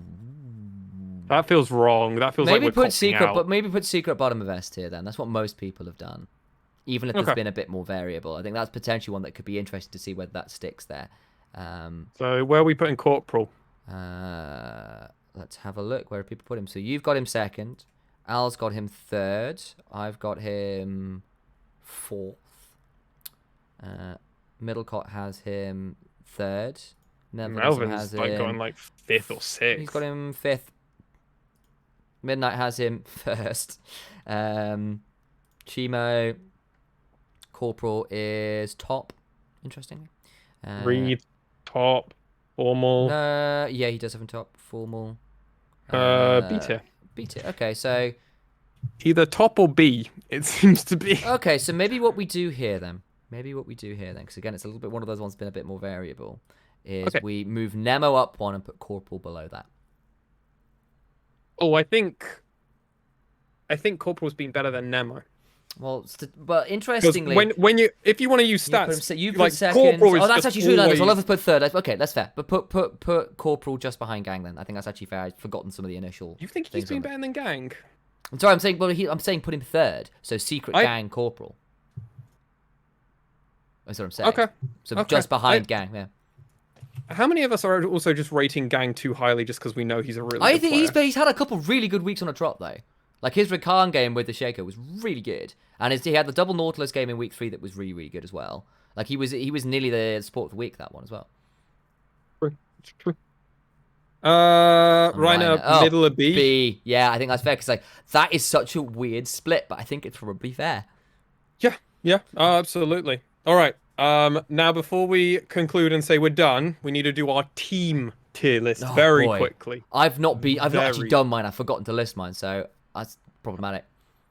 So I mean, I've got Axe. So where's my one? So I've got DFM, Rascal Jester, V3, Axis, CGA, Hawks, Sengoku, Burning Core. In that order. Fair enough. That's actually probably fair. I think it's... Oh, boy. I'm going to copy some of these. I think I'm going to go DFM, V3. Not V3, sorry. Rascal Jesters. Then Axis. Then V3 fourth. Then CGA. Team tier list based on expectations of end of the regular split standings. Wow. Below the remaining games, green is expected for the team on the left. Red is expected loss. Orange is a CGA. This is Malvin's, isn't it? Yeah, he's got Axis at the very top. Damn. He's expecting Axis to be the top team at the end of the split. With Interesting. DFM That's the spicy take. I'm like, I like Axis a lot, but that's... Right, I'll scroll along a little bit. So there you go. You can see it. That's a real spicy one. It's basically because it's off expected wins, interestingly. Yes. But I mean, Super Week can do that, right? Yeah, whereas Axis, like, okay, so you're going to get 3 wins and 3 almosts. Then maybe you do stay ahead because you're just ahead anyway, so that'll be interesting. Okay. Yeah, Sengoku, Burning Core don't play, so it doesn't matter. So, like, Axis, yeah, there's a DFM one, which is an awkward one. That'll be telling, actually, Axis versus DFM. Okay, interesting argument. Wow. There is a world they do it. No, I mean, like, the question is, like, I'll be interested to see where things are at post-playoffs, because I think that will be interesting to tell as well. Okay. So, yeah, so you've gone for... What's your tier list? So you went for... Let me scroll along a little bit. So you went for DFM, Rascal Jesters, V3, Axis, CGA, Hawks, Sengoku, then Burning Core. I have gone for DFM, Rascal Jesters, Axis, V3, Crest Gaming at SoftBank, Hawks, Burning Core, Sengoku. So not dissimilar. You've got V3 and Axis flipped, basically. Pretty much. Oh, and you've got Sengoku and Burning Core flipped, which is honestly also not unreasonable. Let's see what Nymera's put. He's got Axis top, interestingly. I think this is that he hasn't changed that. I can tell you that. Yeah, he's done alphabetical. He's got alphabetical. He's not done that one. That's fine. Middlecott's the same. Middlecott hasn't done Melvin's got his one where he's got Axis at the top. Midnight's not done it either. Chimo has. Reed has. Chimo, DFM, RJ, Normal Axis, CGA V3, Hawk, Sengoku, Burning Core. Man, most of these are pretty similar, actually. No one has predicted Sengoku or Burning Core getting out.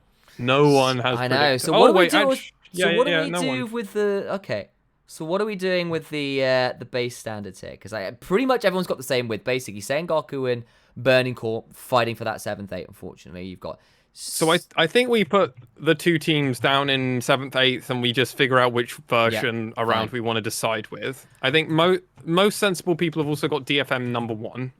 And then Axis second for fun. Or Rascal Jester's second.